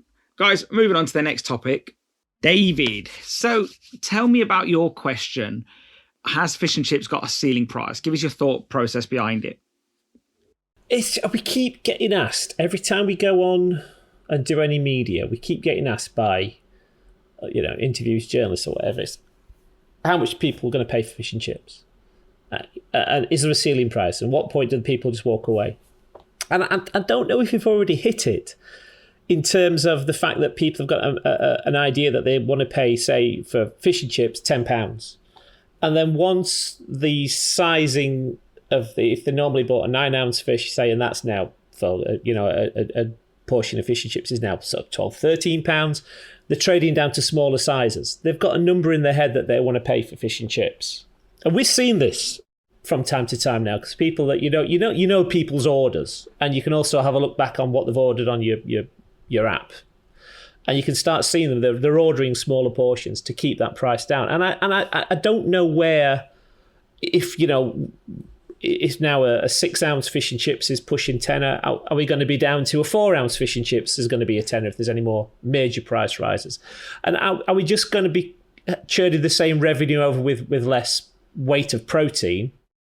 Or are we actually going to, use the same amount of protein but charge more for it? See, I don't know. I don't have an answer to the question. So this question has mostly come from journalists? Media. Every time we're on radio, we're interviewed, how much you're going to pay for fish. And I don't particularly want to go into a pub and pay 40 quid for a steak either, for that matter. And we have done. So it's not just us, but again, we're the value target. Our industry is the how, Mark, what do you think? It's expensive, and where are you going to go with it? Can I give you all the answers? I want to give you all the answers. All the answers. So the ceiling price it's over 45 quid for fish and chips because they're getting away with it in Harrods and Fortnum and Mason's at 45 quid for fish and chips. So it has to be higher than that because people are paying it. So people will pay whatever the price needs to be if it's good. Mm. Let's talk. I'm going to just go off track a little bit, but it comes back very quickly. The most expensive cars in the world, Ferrari F40s, Bugatti Veyrons, whatever they are, £4-5 million, okay, out of the reach of your average person. Fish and chips, the very best in the world. Let's take this year's winner of Fish and Chip Shop of the Year. How much is his fish and chips? Let's say it's 15 quid, okay? There aren't many things where your budget is that can buy you the very best in the world. Even if you've got all the money in the world, if you're the Sultan of Brunei or the king of some faraway expensive land, you cannot get better fish and chips if you've got more money. So the best fish and chips in the world only cost 15 quid. The best fish and chips, in Yorkshire, or the best, you can live like a king for a tenner. People with infinitely more money than you still can't get any better than what you're getting. So if you want to have the best of something, but your budget will only go to 10 or 20 quid, fish and chips is just such a great meal for that, because it doesn't matter who you are, it crosses all social boundaries. So the price of fish and chips really is determined by what you're willing to pay for it. The ceiling for fish and chips and the price of fish and chips, it becomes irrelevant because you can buy the finest fish and chips on a pauper's budget and live like a king. And I think that's always been the beauty of that meal. You know, that's how I've always looked at fish and chips. Where, you know, you can go to Harrods and spend 45 quid. Yeah, if you're a Japanese tourist. I don't see many English people going and I know, apart from, you know, somebody reviewing it. The point is, who's imposed this limit? Nobody. We keep getting asked the question, how much? And I always say, I have no idea. Is it just a journalist trying to trip you up is what I'm wondering. Possibly. Yeah. Possibly. But I also see a lot in the groups where people say, oh, we can't charge anymore. So someone has applied logic to it. And the truth is, I don't know where that comes from. But let's just a quick snapshot. I've got a pen. How much do you charge, David, for regular fish and chips, cod and chips? What's a regular? 6 ounce? Whatever is on your menu. Just tell me what that is. 6 ounce fish and chips. 6 ounce and chips, yeah. Just shy of 10 quid. So tenner, let's say. Mark, for that similar thing? 11.50. Okay. And Kelly? 11.50. 11.50. Yeah. So here's the thought process. Going up. Oh, okay. So I'll just put an arrow there, Kelly. Yeah. I'm going up as well. And Mark. Yeah, let's just say you're going to have to do. Okay. So the point is, you've all got a similar figure there. We're all regionally, there's £1.50 difference. Yeah. And there's probably a difference on the chips or whatever. But the point is, if you've all got a shop down the road from you, and this is why I think fish and chips as a product shouldn't have a ceiling. But if you've all got a shop down the road from you where the staff have no uniforms, the owner just fucking rolls up when he wants, has not bought a new range in 65 years. Yeah. I know that sounds like an exaggeration. You are describing the shop up the road from me. I know that sounds like an exaggeration, but, you know, there's shops that I go to that have ranges that are older than me. Yeah. You are getting on a bit though, mate. Well, they've never invested. Yeah, they don't, you know, the staff haven't got uniforms. The menu and the sign is gone yellowy beige. You know, I know it's like I'm building a picture, but does that product deserve a higher price? They had a 2-year birthday party for one of the pies in the freezer the other day. Does that product called fish and chips also deserve the $11.50 that you guys are commanding? Yeah, doubtful. Yeah. And I know it's a quality issue. No. Let's assume the quality's okay-ish, but, you know, well done to them if they can get $11.50 like you. Yeah. What I'm trying to say is, like, it should be everything. When we talk about value for money or the price ceiling, it should be on everything. The service, the setting. You know, I think we do this thing in our industry where we hyper focus onto our product, and then we then say, can we do more? Have we hit a ceiling? And I think this is a defeatist attitude. I'm not saying any of us have it. I'm just saying that it's imposed on us from some other being, and we shouldn't have this defeatist attitude. For example, Kelly, you brought out these chocolate chips. Did you think there was a price ceiling when you were pricing them, or did you just look at the price of ingredients, then apply a margin? Yeah, there you go. Exactly that. So there we go. Yeah, but I think you've got to look at this from the eyes of the consumer, because we're looking at it from behind the counter. I think when you're looking at price ceiling, you have to consider the consumer's thoughts. And that guy with the underinvested, shall we say, or the dated decor, if his fish and chips are banging, it's worth $11.50. Yeah. So, you know, should he be charging it? No, but what you'd argue the price is you could. What I'm trying to say is that, let's say his product's great, that's fine, and well done to him. Everyone should price the product to where they think they can go. If they think they've got enough elasticity in their price, then do it. Yeah, you know, I'm not against people charging whatever they want to charge. That's not the point here. I've got this weird feeling that this could be an internal issue, and the way that we feed off what people say to us. For example, pubs and restaurants charge sit-down rate for fish and chips. It doesn't seem to have a ceiling price. That Mark mentioned a few earlier. Scallop shell, $24.50 in Bath. The original IV, last time I checked, was £21.50. Bentley's in London, $27.50. Kerridge's in Harrods, which is closing, famously $37. So I think that tells you that there's a lot of headroom if we wanted to go higher. But are we selling it at our level, at the shop level? Are we invested in our practice? Are we invested in our location? Are we invested in our frying range? No, we're bloody apologising too much. Exactly. That's what we're doing. Yeah, well, there you go. And like we said earlier, what would Brent say if you walked into a shop and said, oh, fish and chips are expensive here, but like, all right, go somewhere else in the nicest way possible.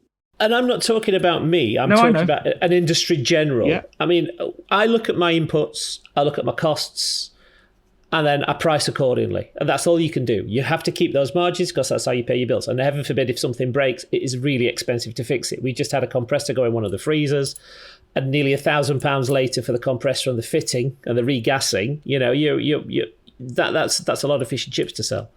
So, you know, we've got rising costs. And we've got rising taxation as well, which is not helping any. And if you aren't pushing your price forward, if you are sitting in this sort of fear of limit, at some point your costs are going to overrun your revenue, and you're going to be out of business. So we have, as an economy, no choice but to price up. Well, I just think price accordingly. I think that is it. I don't think it's price up, and I don't think it's price down. I think it's like Kelly said earlier about the chocolate chips. Figure out your costs. Add your margin, deduct your VAT, then you have a figure that you're hopefully happy with. If you're not happy with, go up a little bit more. If you are happy with, go down a bit, and then move on. The problem is that everyone, traditionally in the fish and chip industry, they go to the shop down the road, look at his menu, don't even look at his portion size, don't look at his offering, don't look at anything that he's doing, and go, oh yeah, I can do that, and then go home. And there's your mistake. That's how we've pretty much run the, And to be fair, I've always played my own game. Yeah, and I think I don't care what the guy down the road's selling. Mine's better. I think and if you want to have really good fish chips, come to me. If you want to have stack it high, sell it cheap, pile it high, and have it thrown at you, then you've got a home. And this is where I sort of worry about extreme diversification within the same business, because if you constantly add things, if you go from a 40 item menu to a 90 item menu with 200 variations, are you then watering down your great offering of what was? And that's not to say Kelly and Mark is, because they're entirely different. But I worry that if we become a jack of all, then you start to water down your offering. I went to when I was not far from Kelly's, I went to Darts Farm. Is it Darts or Darts? I'm not sure. Darts Farm. And I was very impressed. We went to the butcher's, got some meat, and it was really busy considering how cheap the place isn't. I don't want to say how expensive it is, because you pay for what you get, especially in a butcher's. And the meat was fantastic. The breads were fantastic. Everything was great there. So I think you make your stall and you find people that want to frequent it. And I think whereas otherwise you end up constantly making apologies and trading downwards. And I think that's where we've got to worry as an industry. And I think if we go too expensive as an industry, we're at risk of killing turnover. It's one thing I've been very consistent on for a long time. And I think that if people are happy to lose turnover, then that's fine too. But I don't think you'll make up for it with price increases. I think because that will scare customers off. And the only way around that is to figure out the margin that you're happy with. Get drill down into your costings, really understand everything what costs you, and then figure it out. But unfortunately, when we, as my dad used to say, do on the back of a fag packet, you're going to leave a lot of numbers hidden, and you're not going to understand what you're missing. So I don't know what you all think on what I just said.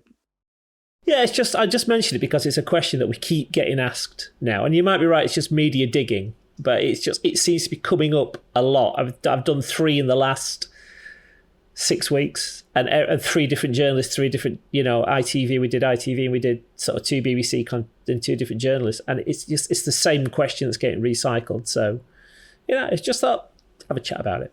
Yeah, no, absolutely. I think I'd probably answer it differently. If they're trying to ask that question constantly, then they're looking for an answer, aren't they? Well, we just said. I mean, I love pinching bits other people say, and my response was what Miller said. It's it's the best protein you can get. It's fantastic quality. It's cooked in front of you. It's cooked fresh.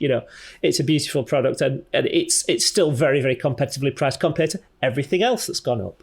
So you just look at the raw material. A man goes out into the middle of the ocean and risks his life to bring back one of those raw materials. That's right. You don't get people being mauled by pigs, do you, these days? How do you put a price on that? We don't. People die getting it. It's the last hunted species, really, isn't it? like I said, there aren't many meals out there where you can enjoy the same meal, or a meal that a king couldn't have a better version of. And I think one way to answer for it 10 or 15 is turn quid. the question back. What product doesn't have a ceiling price? Yeah. But there isn't one. No. There isn't one. I'd imagine that away from luxury items, which, to be fair, they're priced that in because, if you charge 50 grand more for a Ferrari, it drives, a desirability, whereas... it breaks down. Yeah. It breaks down all the time. Like a friend of mine who had a Maserati Quattroporte said it was the most beautiful car broken down on the hard shoulder. Yeah. But what I'm saying is, for an everyday product, the truth is there is a ceiling price. Like everything, it is what is someone willing to pay for it. And That's guess the what? answer. There isn't one number, That's the answer. and that there is not one, So Good chat. yeah, no, it's interesting. But Yeah. and I'd like to hear what everyone else thinks that listening to this. Everybody just email Stel with your ceiling price if you could, please. Yeah. That'd be great. Yeah, you'll feel them, won't you, for us, mate? Oh yeah, of course. Got nothing else to do. That's great. I like that idea. Yeah, me too. I think that's great. Yes, everyone email Stel with what they think the ceiling price Avalanche's is. inbox, please. Yes, please. Yeah, I'm sure Avalanche I'd be lucky if I get one email, to be honest. I'd be shocked if I get more than one. I think what we've all forgotten is he's the one that edits the podcast. That's No, right. not anymore. Not anymore. John, Answers on a sliced loaf. Mailed to Ceres. after the bodge up with Aman and Gavin Singh's podcast, which was an absolute balls up, I missed too many things in that, just purely being busy and applying. I was overly confident in the editing process, and I thought, no, from now on, I've got another guy that's going to do it. There's a guy called John in Scotland. He's probably listening to this now when he's editing. Hey, John. Yeah. And Hi, John. Hi, John. lovely chap. And, ultimately... Does he come with subtitles? No, he doesn't. No, he doesn't. Oh. So look, but like anything, in my opinion, you've got to know your market really well. If you don't know your market well, don't be taking punts. Find the margin you want to be at. And ultimately, something's only worth what people are willing to pay for it. That is anything. That is a commodity supply-driven, supply-demand-driven equation. And I still always think if you focus on the quality of your offering, absolutely, and price it accordingly, you'll have a market I for agree. it. You'll have customers. I agree. Yeah. And it goes back to build it and they'll come. And Yeah. and you're not going to, you're in Auckley, you're in Exmouth, Kelly, Mark's in Chatteris. You're not all of a sudden just going to say, oh, for that same product that you've just said, 10, 11, 50, 11.50, oh, I want to be £19.20. You're not going to do that. It's not going to happen. It's not going to happen. So that in some ways shows that there is a ceiling price because your common sense kicks in way before. So, and you're also not going to be £6.50. So you've just got to find that figure, do your maths, use our calculators. Because, I was going to say earlier, Kelly, when you mentioned some of the pricing earlier, your Tim helped me because we had a mistake on one of our calculators and he let me know straight away. And we got the algorithm refixed, which tells you people are using it. Because when someone comes back to you and said, actually, I'm not sure about this, and then we go back and fix it. And like anything, it's just constant readjustments. But yet anybody listening to this, you should not be pricing things blind or because you feel like customers won't buy it, because that is not a good way to run a business. Yeah. Good advice. Oh, you know me. Moving on, guys. What did you all think to the Kate Nichols podcast? Who should we go with first? I don't know. Yours seems to be chilled. David, you go first. Do you know what? I never fail to be impressed by me. No, you were just ancillary to the whole thing. It's like somebody just lights a rocket and off she goes. She is, and she just goes. Just the amount of data that she keeps in her head, and the fact that it's figured out in advance. Oh, she did have some notes, to be fair. Okay, fair just enough. to help. Yeah, fair enough. But it's there, and she's just so on point, to a point that we're with NCAS at the moment, and we used NCAS for the access to the environmental health officers to set up our sausage side of things, which is after 10 years worth of plugging at it, nearly there. We've finally got a plumber to come and plumb all the sinks and heating, the hot water stuff in, because it's in it's a separate shed garage. There's no feeds or anything to it apart from water and electricity. So we're kind of looking at the next place we're going to go, and I think UK Hospitality we're going to join up. She's seriously impressive. I mean, yeah. What was it that stood out to you the most? Anything other than the most? Well, I think she sounded exasperated. I sent you a message on WhatsApp, and I said I've never heard her sound so, exasperated with the situation. And it must be like banging her head against a wall, because everything that Labour said, they just did a 180 and went completely the other way, and everything was supposed to be geared around growth, and everything they seem to have done has been anti-growth. You can't tax your way out of trouble. So, there's a few things. She did mention that the golden part of the profit for hospitality when everything was great and growing was 2008 to 2020. And let me and there's a reason why that is. So let me just bore you a little bit for 30 seconds with some numbers. Okay, so the pound has been in existence since 1667, okay, when the Bank of England was set up, a year after they set Lloyd's up. So we left the gold standard in 1931, okay, and our national debt at 1931, after the First World War, and the Depression and everything that came through from America, was 7.7 billion. At that point, it was 120% of gross domestic product. Okay, so not in a good spot. Just to reference, we're about 100% of gross domestic product now. So we're not as bad as wartime, but it's pretty bad. So it took us until 2008 to 2010 to turn that national debt into £1 trillion, which is a whole lot of money. It took us from 2010 to 2020 to turn that into £2 trillion. And now it's taken us 5 years to turn the 2 trillion deficit into a 3 trillion deficit. So, the observant children among us here will know that that's getting faster. And is it going to be another 2 years before we're 4 trillion? The debt's stacking and the debt's accelerated. And the reason why everything was so great and green between 2010 2020 was because the interest rates are absolutely nothing. It was 0.25%. So you could buy a range for for no cost in terms of debt. You're looking now for a commercial loan, you're looking 6-7% minimum if you're lucky. We've been looking at commercial loans and we've been asked for 10 to 12% on risk now for stuff. And that's with security. So it's very difficult for us to start saying like we're going to expand and grow the business, because if you're carrying a lot of debt, there's now a significant cost to that. And I don't know how you resolve that. So, we're not going to get back to a low interest rate. It's not going to happen, because we'll be at 4 trillion before you know it. So I don't know what the future holds with that, and I don't know how to resolve the position that we're in. Yeah, I don't know. I get your point. Sorry. And so when Rachel Reeves has to sit down, I'll give you. Sorry, let me just finish the last bit of saying. Okay, in 2010, debt was item 6 on our list of priorities. So defence, national health, etc. Yeah. 2020, debt repayment was item 5. 2025, debt is item 4. So now we're spending more on debt than defence. And at what point is that debt going to start consuming the national health? And is it going to start consuming social security? And it's going to be item number 1. We're not going the right direction.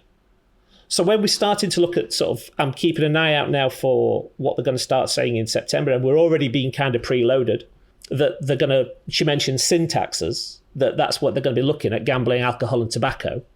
Ironically, this morning, I was reading that the Jockeys Association, which is, I didn't realise the jockeys had a union, but it's the Jockey Association. They're going on strike on the first day of the Doncaster St Leger Festival over the proposed rises in sin taxes. So they've had to cancel the first day because, there'll be horses and no riders. So, I just don't know where we're going next in terms of this next budget. But they're already priming us the fact that, we've got a lot of debt to repay. And how we're going to do it if we don't, they just tax more. And that kills growth. Well, I think. Are you done now? So I don't want to be rude. Yeah, I'm done. Yeah. Because again, I worry about this sort of topic, David, because I know you're really well versed on it, but people switch off. And that's why I want to hear it, because I think it's important. Yeah. Well, there is an enormous elephant in the room. No, I know, but it just moves us away from the conversation of that, and I think people get bored. And I agree. But if you're stood in front of if you're stood under a, say we go out for a walk in the countryside, and you decide you're going to do a can through a field, and I know that's a minefield, I would be pretty remiss as a friend not to warn you. Say, hold on, just be careful. Minefield. But I get that. I just think that it goes over people's heads. They're going to do what they want to do. They're going to go out there and buy the car they want to buy, the house they want to buy. They're going to do it. So, but my point is, I think that actually what you've done. Can you just link it to something that was said though? Yes. Looking for tax relief in the next coming budget. That's not going to happen. I don't think I would. No, and some respite in taxes. It's going up because there's nowhere left to go. Yeah, exactly. So I think that in short, to narrow down what you've said, I think the point is we are not going to see any drop in anything. No, and I would even caution the fact that they may have nothing but to put VAT up. That would be going against the manifesto, which that's manifestos. Yeah, no, I know. It's a promise. It's nothing. I know, but just like that's a promise, what you've just explained might seem far fetched to people too. Yeah. So what I'm saying is, though, it's somewhere in the middle, isn't it? Will they increase VAT? Probably not. Could they? Possibly. Would the industry scream blue murder? Hope not. Possibly. I think one of the things that I mentioned in that podcast with Kate, I mentioned that a lot of countries in Europe don't recognise takeaways as hospitality. So sometimes they wouldn't get lower relief. And Europe's a big place. And I did a lot of research over the weekend. And because they treat each country as an independent, although they say that they should be doing one thing, they don't. Some countries treat takeaways like hospitality and others don't. Now, the UK treats it like hospitality. It's at 20% VAT. Do I think they'll ever drop it? No. And I think, one of the arguments that UK hospitality have and a lot of others have, and I see people in our group saying they want it to be like Europe. The thing is, in Europe, I've mentioned this before on podcasts, in Europe, you could argue that they probably penalise the average person who's going to the grocery shop more than we do in the UK, because we don't actually have VAT on a lot of grocery goods in the UK, if any. And I think that's what people are pretty much asking. We want the same VAT rate as Europe. So I do wonder if, like Kate said, it'd take a very brave politician to tax goods at the grocery store, because that would just create such a big uproar. Massive uproar. I think the thing is, though, she touched, didn't she, on about getting consumers to understand that everything's going up and tax is there and it's got to be paid. But it's very hard to get that across to them without shoving it down their throats. I think it's really, really difficult, isn't it? And I think then when it comes back down to sort of base level, fish and chips, your customer on the other side of the counter on a Friday evening, the argument is there that do they come to us because they're trying to escape that? They're trying to escape. I know they can't, because we've got to put our prices up, and we're putting our prices up because of what's going on. But the argument is there of should we be so upfront with our customer and be shoving the fact that look, we're everything's going up.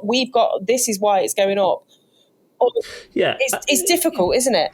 Yeah, and the customer doesn't want to hear that. Exactly. So I don't want to go into a restaurant while I'm paying good money for a meal for the owner to sit next to me complaining about the price. Exactly.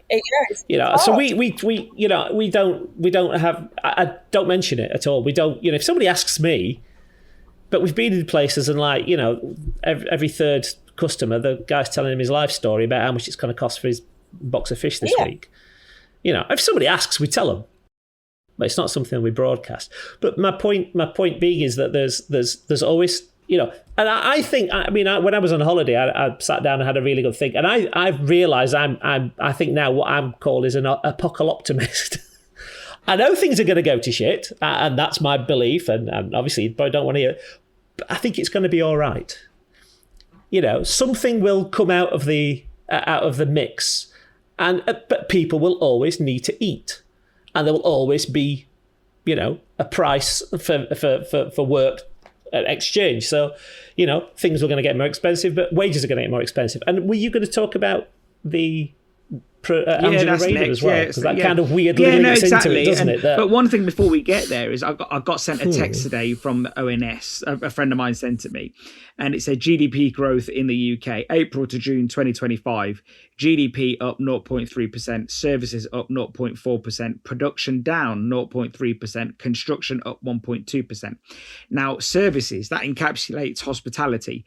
Accommodation and food services shrank slightly in quarter one, but grew 0.8%, so nearly 1% in quarter two.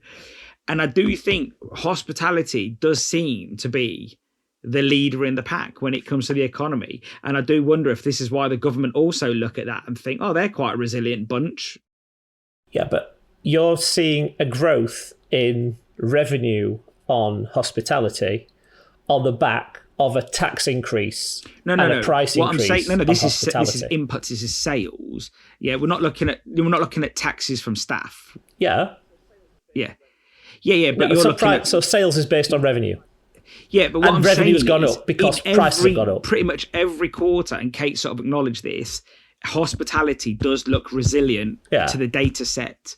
And that's why she said, and this is why I always ask the question, but nobody really possibly answers it, is if the government are looking at one data set and thinking, well, look, they look resilient. They look like, although we've punished them, they're doing okay. Well, yeah. And I'm not saying it's booming. I'm using the word resilient. Yeah. Oh, we put taxes up. Oh, we did this. Oh, we did that. Well, they still seem to be doing all right. People seem to be eating out. Oh, we'll carry on. And I do wonder if that's also a risk, if what we see isn't what they see. Yeah, you did make that point, though, didn't you? If they're looking at the same data that we're looking at. Yeah. Well, it's like this whole thing where our industry and all of hospitality keep going about how VAT is bad, but consumers aren't screaming about VAT, and it's a consumer tax. So how do you then get consumers to... Well, we put the VAT breakdown on the receipt. Yes. And if somebody does complain about the price, we'll just say, can you just give me your receipt? You see this little line at the bottom? You just spent 20 quid, but that's how much you've paid in tax. Mm. They've had that. I don't get to keep that. If I don't pay it, I go to jail. So I pay it. Yeah. So Mark, what do you think, mate? Well, originally at the start of this segment, you wanted everybody's opinion on the Kate pod. Mm-hmm. And I think some of the Kate pod made for difficult listening because her observations are really insightful. She kind of addresses head on the realities of affecting change in Parliament because it's almost like a dripping tap. You have to keep, there's always changing faces and changing positions in Parliament, and you cultivate a relationship and then it just becomes worthless because they've moved on to another department, so on and so forth. And you've got to admire her astute perception. She really does have a firm grip of how Parliament works, and her resolve is really something to be admired as well. I think she's knowledgeable. I think she's articulate. I think she's cultivated some great relationships, and she's prepared to tackle things, difficult subjects, even though it's not really, it's not the things you want to hear, but it's the truth. And in many ways, I feel the same about David Nicolaou with his perception as well. Sometimes it isn't palatable, it isn't what you want to hear, but it is real. Your knowledge and your perception really they do make a difference to these podcasts. Even though a lot of it sails over my head, the bits that I do understand, I just think, you're on the money, because we can either take the ostrich approach and sort of bury our heads in the sand and hope for the best, or we can be aware of what's going on and still remain optimistic. I think we've all... You've got to remain optimistic on everything. But you said you cannot bury your head. We have to face what was coming head on. Yeah. The light at the end of that tunnel may well turn out to be a train. That's positive. I really enjoyed the podcast. I think I'm going to be a part of UK hospitality going forward. Me too. She's a fabulous guest still. She'd make me look good, if I was to host it. That's how good she was. Yeah, she can tame the performing chimp. She just comes ready. She just comes ready. She knows what brilliant. And yeah. Oh, that's a template for how you should lead an organisation like that. Yeah. Kelly, you are frustrated with Angela Rayner and her plans to increase living wage to younger people. I guess this just sort of flows from where we were anyway. Why? So obviously she's said that she's putting the national minimum wage up for 18 to 21-year-olds. I think personally for me, I come from a generation where if you wanted to earn more money, you had to work for it and you had to prove your worth within a business. And I think it's about building respect for working hard. If you're going to work for a company, you have to earn your money. And I think what we're in danger of happening is that they go into any business, small, medium or large, huge companies, and they just go in and they expect it. You know, people turn their noses up at £8 an hour. That's not a set wage. You know, $7.75 is the minimum wage for a 16-year-old. It's not about the fact that I don't want to give them that money. It's about the fact that I should be allowed as a business owner to decide what they should earn between $7.75 and $12.20. I guess for let's say someone like Angela Rayner, who is very left-leaning, even for Labour, she would rather you paid whatever you wanted above those numbers. Yeah. So use that in her brain. She's saying that mindset you've got is great. Pay what you want above that minimum. Do you see what I'm saying? Like, yeah, I get that, but I don't know. I just think it's a lot. You're sort of thinking that the minimum requirement has been, the wage has been lifted, but the skill set has been lowered. Yeah, 100%. And I think it's about. I just think you need to earn your money, and I think she's just giving it to them on a plate for a tick in a box. It's a vote winner. David, it's to capture the youth vote. I mean, if you start talking to, I was quite shocked. We've got some 16, 17-year-olds working for us, and I keep saying to them, like, if you had a vote tomorrow, who would you vote for? They've said Reform. And they might get a shock if they give these 16 to 18-year-olds a vote, because they might not get the vote they want. I think you're right, David. I think I just think that there's no costing behind it. There's no idea of how much is it going to cost hospitality, which we've shifted our employment pattern to more to 16 to 18-year-olds, because obviously they're not in NIC, so we're going to save a bit that way.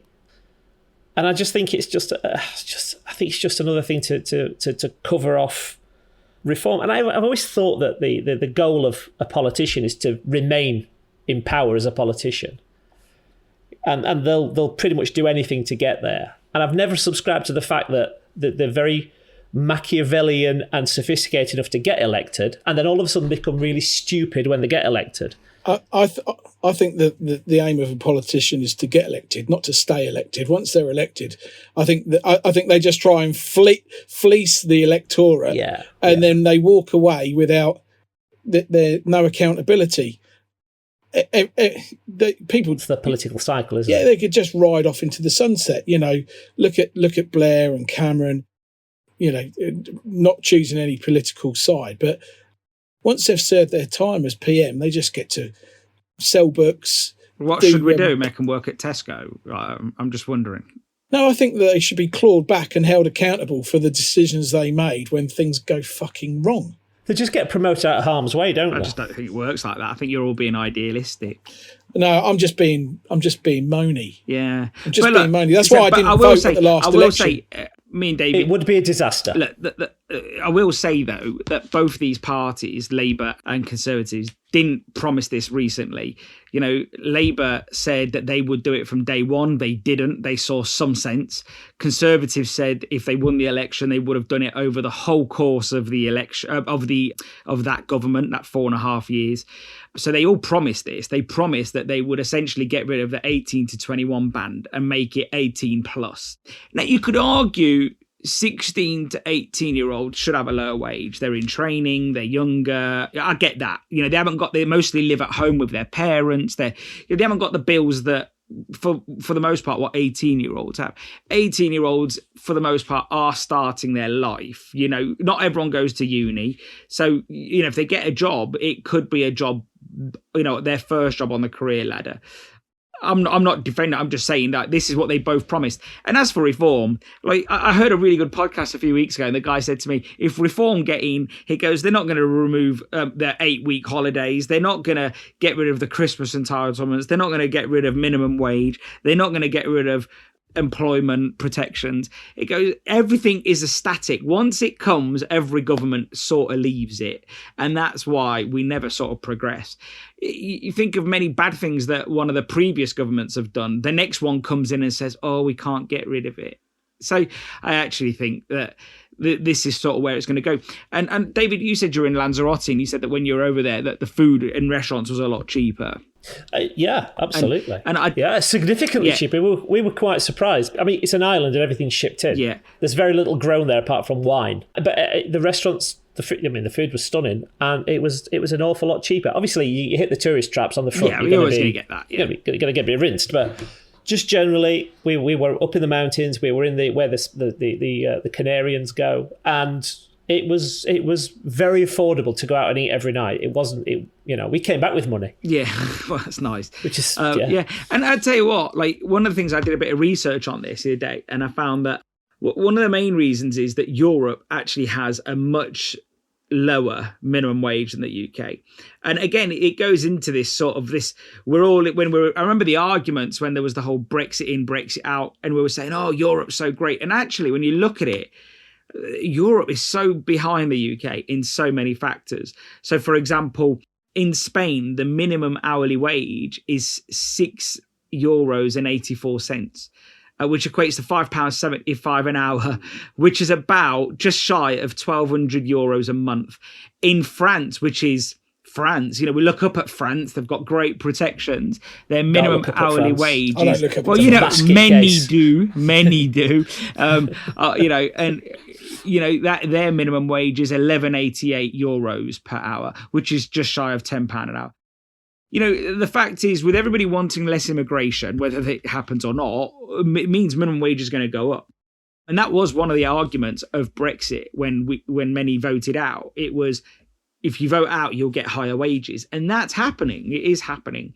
Cyprus is another crazy thing. They have I don't know whether it's legal or illegal, but they have a 2-tier minimum wage. So the minimum wage for like people that are residents is about €1,200 a month, and for non-residents it's €450 a month. So the third rate is if you know somebody. yeah, that's the preferred rate. That's the preferred rate. So if you're from like Nepal, Vietnam, or India, your minimum wage in Cyprus is €450, but tax has to be paid for by the employer. It sounds like modern slavery. Well, it is pretty much. It is modern slavery. It is. And what they do, you'll go to a Burger King in Cyprus. Say you go to a Burger King in the mall, and they've got the Cypriot staff at the front taking your order and and they've got the African staff in the kitchen. And we saw this. We went to a really nice souvlaki restaurant in Larnaca, and I say nice, just nice food. It wasn't posh. You sit outside on the fucking pavement, and I was going upstairs to the toilet, and you see all the chefs on the coal, and they're all Cypriot looking, and maybe some are Eastern European, but they're Cypriot looking for the most part. And you then go past the kitchen, and there was, I think it was like 6 Asian looking men, and they're all just putting meat on the skewers.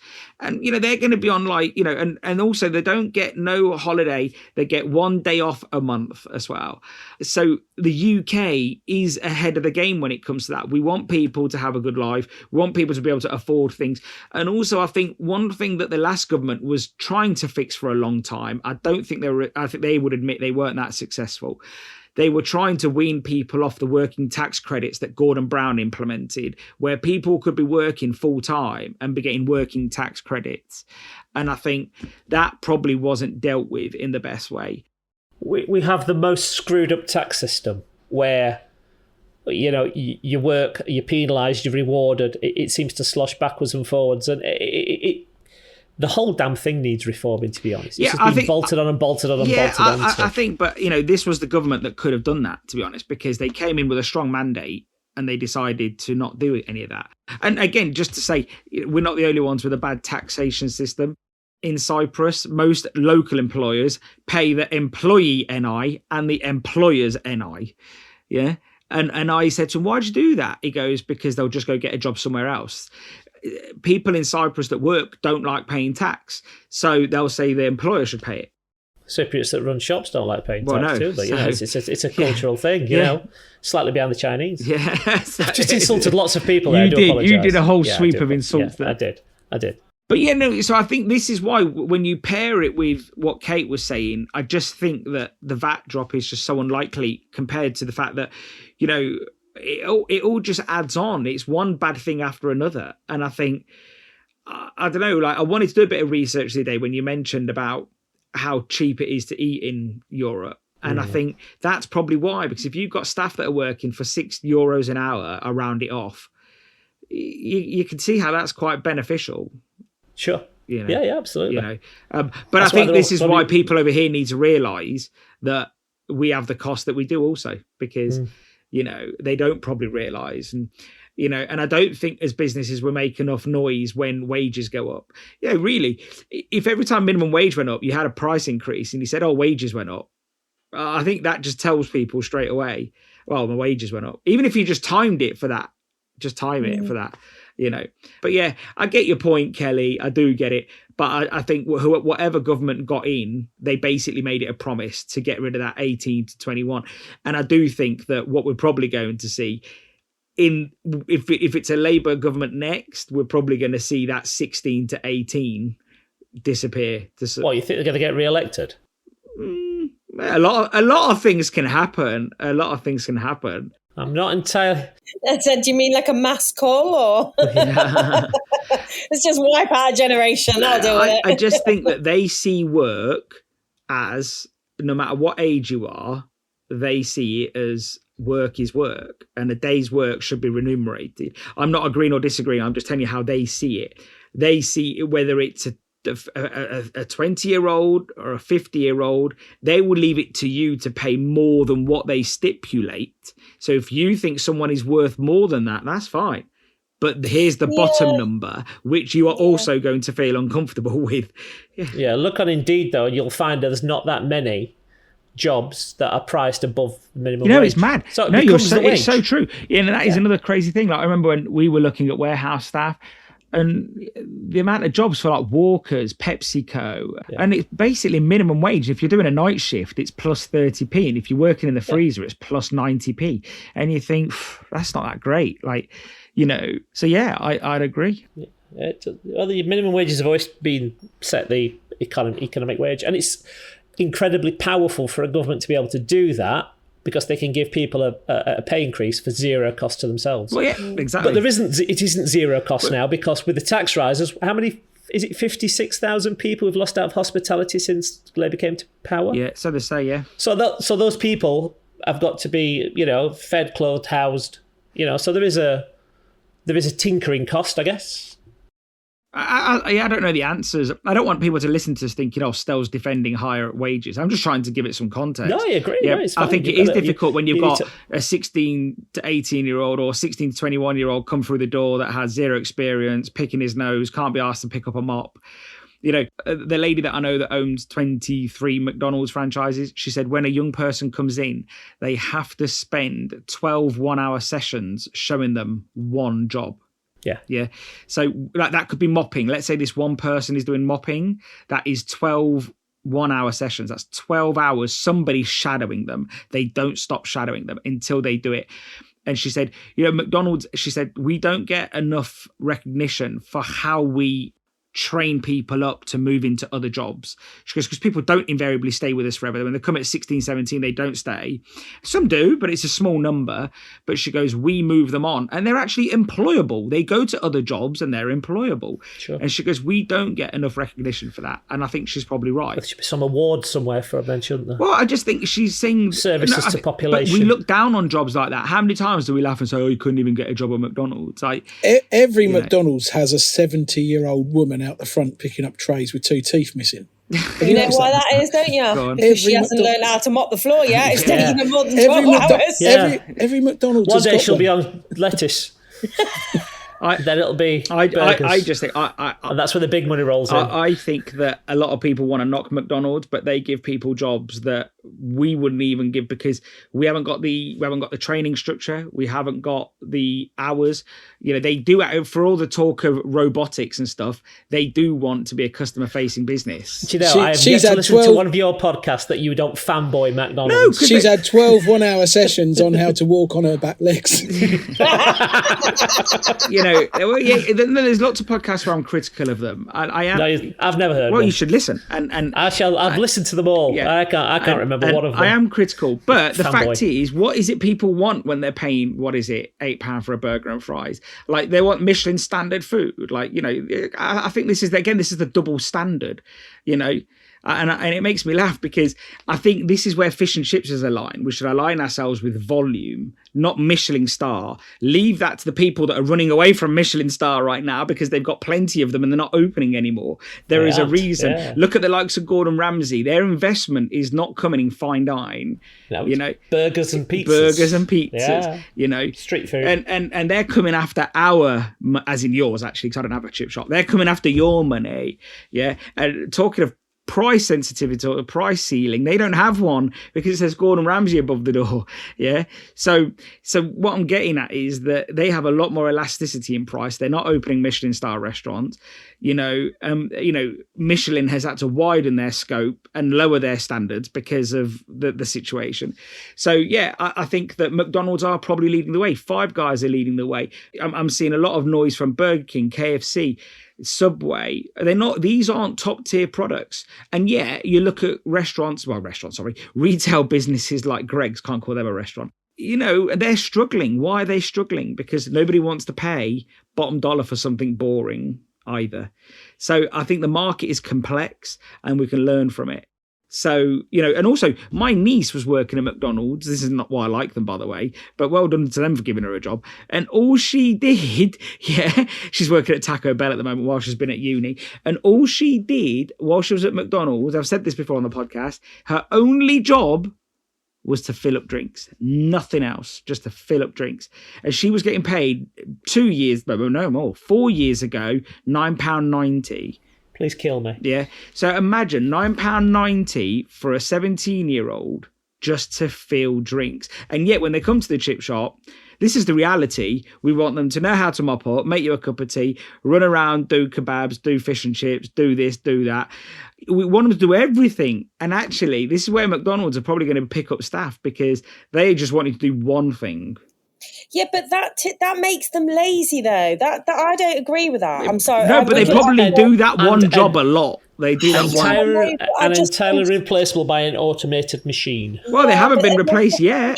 Not yet. But this is the argument. Oh, they're entirely replaceable. McDonald's have actually increased the amount of staff they employ. All of their per site. Is that because it takes one to do ice and one to do no, because they go for volume. No, because they go for volume. This is the argument. I put the lid on the drink. I don't fill the drink. No, but the point I'm not mocking you. No, you can laugh all you want, guys. No, honestly, you can laugh all you want, but this is where it's infuriating. When the average McDonald's is doing £7,000 an hour, we can all say, oh, they're automating it and they've got monkeys doing jobs. The fact is they have literally, they have invested in growth. Yeah.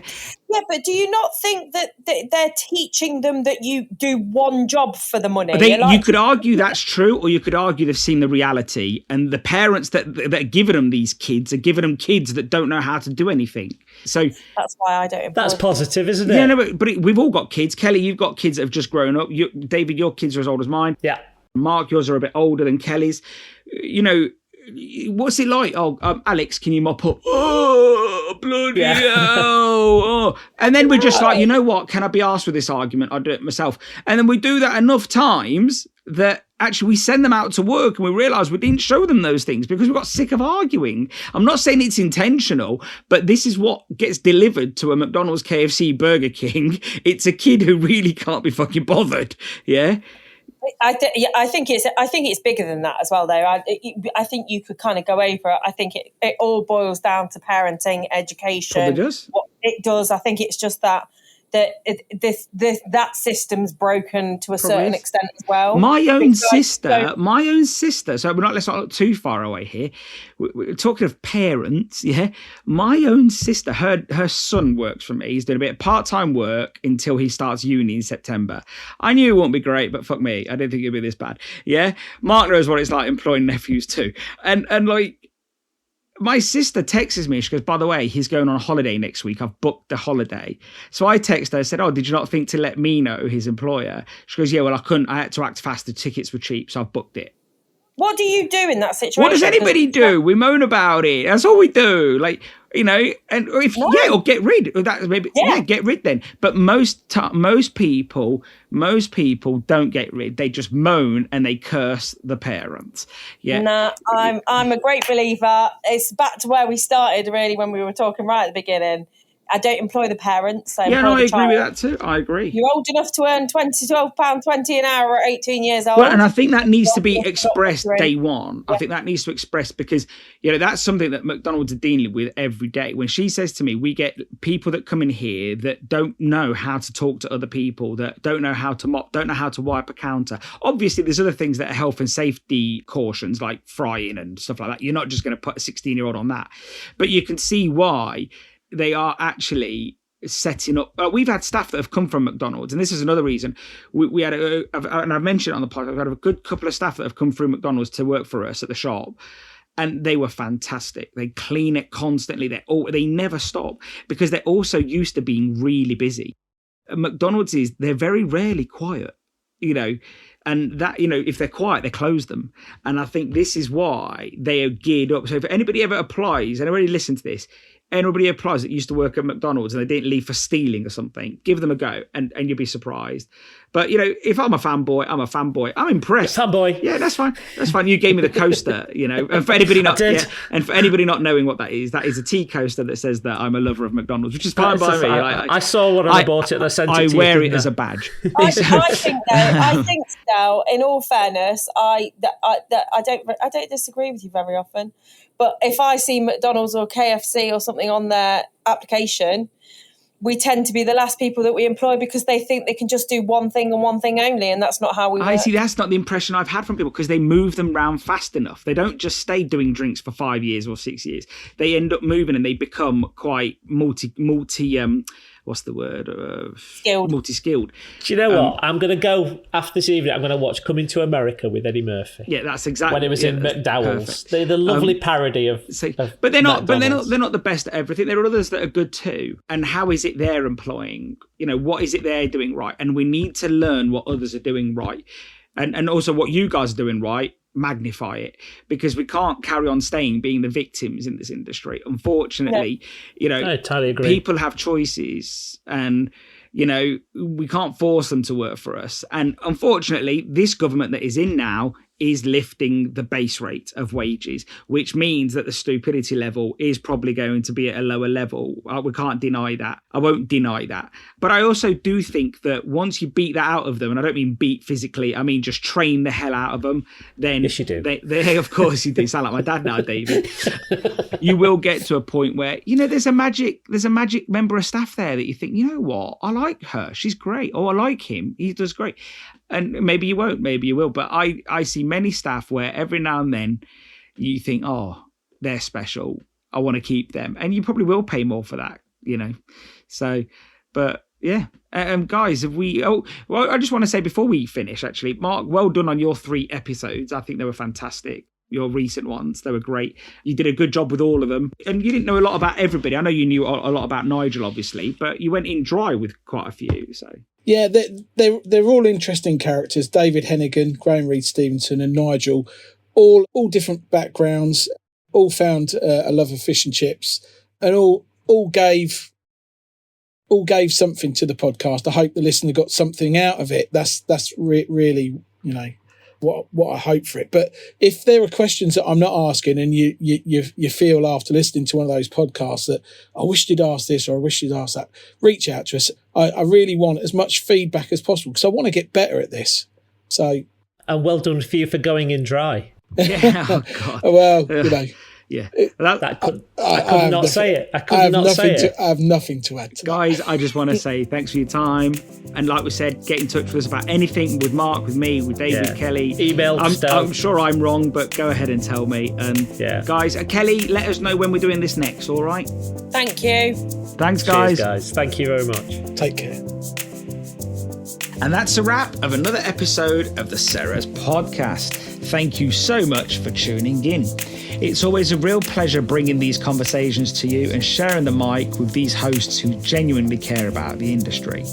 Don't forget to join our WhatsApp announcement group or sign up to our mailing list where you'll get new episodes, special offers, competitions, and the latest from the Ceres team. As always, we're here to help your business thrive with great products, proper support, and real conversations. Until next time, take care, and thank you again for listening.